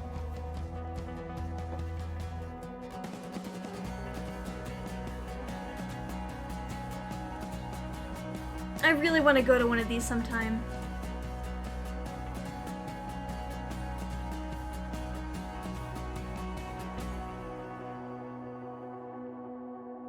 Yeah. I think, man, if I can find out where it's at, if I can get, like, organize the travel arrangements and get my funding together, maybe you know what? I'm going to consider doing a fundraising stream to help fund my trip so that I can go to one of these events, if you guys want to help support me on that. All donations today are going to the National Organization for Rare Disorders in support of Rare Disease Day, but I might do a different fundraising stream sometime to raise money so that I can go to the conference. I would really love to go, and I can stream from there as well. I can make a whole day of that, so it's just... Okay, I'm getting excited thinking about it. Let's talk more about Rare Disease Day. Okay, so that's the end of that presentation. This is kind of a visual representation explaining what my condition is. So I've got a condition, a rare condition called septo-optic dysplasia, and it's a genetic birth defect that is seen in about 1 in 50,000 births. And you have to have 2 of the 3 instances of diagnosis, or indicators of diagnosis to get the septo-optic dysplasia diagnosis. And I've got all 3 indicators, which is only seen in about 30% of 1 in 50,000 births. So it's super rare. It's really complicated, so I kind of made this flow chart to help explain it a bit better. It's called septo-optic dysplasia, and essentially it's got 3 parts in my case. The panhypopituitarism, which means my pituitary gland doesn't function properly on its own. Absence of the septum pellucidum. The septum pellucidum is a thin membrane right in the middle of your brain, in the midline of the brain, and there's some question about whether or not it's really important for your brain's function. Some doctors believe that it actually works as a communicator between your brain and your body to tell your brain how your body is doing at any given time, which could tell you, like if you're missing your septum pellucidum, you could get a good night's sleep but wake up still feeling tired, or you could be eating and never, not feel full in time, or you could be, it could also... You could have an impaired sense of judgment about your surroundings, so you might not realize if you're in a dangerous situation. That's what some doctors are speculating could happen with the missing septum pellucidum. Oh, Katrina and Pizza are here! Katrina's here! She can come in. She can come into the office. Thank you for telling me, Justin. My friend Katrina's here. She's going to be co-hosting at the AltSpace event that I'm hosting here in about an hour now. I gotta get going sometime soon so that I can have lunch and prepare. I'm so excited. But anyway, I'll quickly wrap up what my condition is here. But yeah, all that rambling about the septum pellucidum. Essentially, my endocrinologist tells me that it really doesn't affect me all that much, so I haven't really done anything with it. But I'm thinking about going to see a neurologist to see what their opinion is on it, because they may have something different to say. And the other thing is optic nerve hypoplasia, which is a deformation of my optic nerve. Basically, it was underdeveloped, so my eyes don't function as well as they should. They twitch. I've got double nystagmus and a rotary nystagmus, so they kind of twitch in different directions at different speeds. Katrina's here. Her phone's ringing. Okay, and because of the optic nerve hypoplasia, I'm also blind in my peripherals, so, I can't see anything on the sides of my head. And the vision that I have looking forward isn't all that great either. My eye doctor said that I have vision similar to that of a 60-year-old person, so, that's basically what I deal with my condition. But, hey, Katrina's here now! So let me, I'm actually going to make my camera bigger and bring Katrina in here if she wants to. Go ahead. Coo. Oh. Oh. Oops, I made it small again. Yeah, I'll scoot over and you can come on in. Do you want to trade chairs? Yeah. Okay, let's do that. Okay. I know my braces don't like that. Yeah, I thought so. And no, it's okay. Okay, so we're actually getting ready to go have lunch, prepare for the AltSpace stream, but what was I doing? I did collect my paper. Your paper? Your paper. Oh yeah, the newspaper article. Yep. Yeah, cool. We were just talking about that a little bit ago. Yep. Okay, so let's see here. I'll see if I can squeeze in here. Ugh. Okay, I'm gonna have to tilt the camera up, I think. Ooh. If I'm taller. Yeah, a little bit. You know what? Let me get a new actual, make the webcam a bit bigger. Video capture device, add source. Who's all on here? We've got, let me fix this really quick. This is how you do it, my friends. So we got Big Bill in the chat. We got T Wolfo. We got Giro, and we got a new friend of mine, Mando, in the chat. Hi. And you know what T Wolfo did today? What? They donated $10 to the National Organization for Rare Disorders. Isn't that awesome? That's amazing. What a kick-ass person, right? Yeah. Well, anyway, I just spent the last 10 minutes talking about my condition. You want to talk about your rare disorder? Okay. I have EDS, Ehlers-Danlos syndrome, which pretty much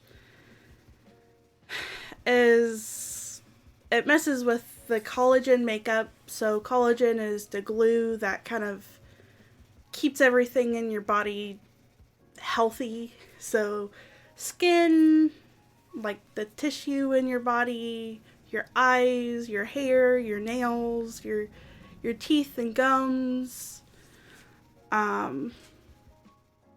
pretty much everything. If that kind of gets messed up and the collagen makeup is out of balance and stuff, it can be messed up in a way of mutation. So we're mutated. Mutants for life. I made the joke yesterday, or I never even got that podcast edited up. Maybe no. I'll probably get it done eventually, but she and I were talking about our plans for Rare Disease Day, and I just recorded it when we were talking about it. Yeah. And I made the joke that we're X-Men, because we're both mutants. Yeah. Oh yeah, do you like my coffee cup? Oh my god! It's her first time seeing it. That's so cute! Thank you. Got my zebra coffee cup. Oh, my zebras would love that. Oh yeah. Yep, I found it at Goodwill, and I thought, I'm gonna get that for the Rare Disease Day stream, and it was an instant buy. I'm wearing black and white striped socks. Oh, that's awesome. Wear my black and white striped shirt. I couldn't find my zebra striped socks. They must have been in the dryer or something, but I explained the whole zebra thing on the stream earlier. Yeah. I don't know if a lot of people in the chat right now know about it, but essentially, people in the rare disease community call themselves zebras because of the old medical adage, when you hear hoofbeats, think horses, not zebras, that encourages medical professionals to kind of seek the easiest, most common diagnosis. No! No! Well, while that's actually good practice for the most part, it makes it hard for the rare patients that do have rare conditions to get the right diagnosis in time. So it's, that's why we call ourselves zebras.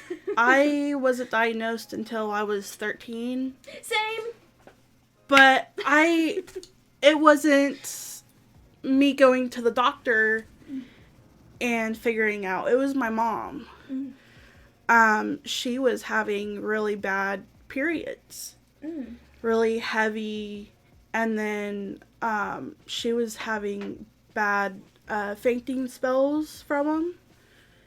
And we found it was from the POTS. They thought it was PCOS. The polycystic ovarian. Yeah.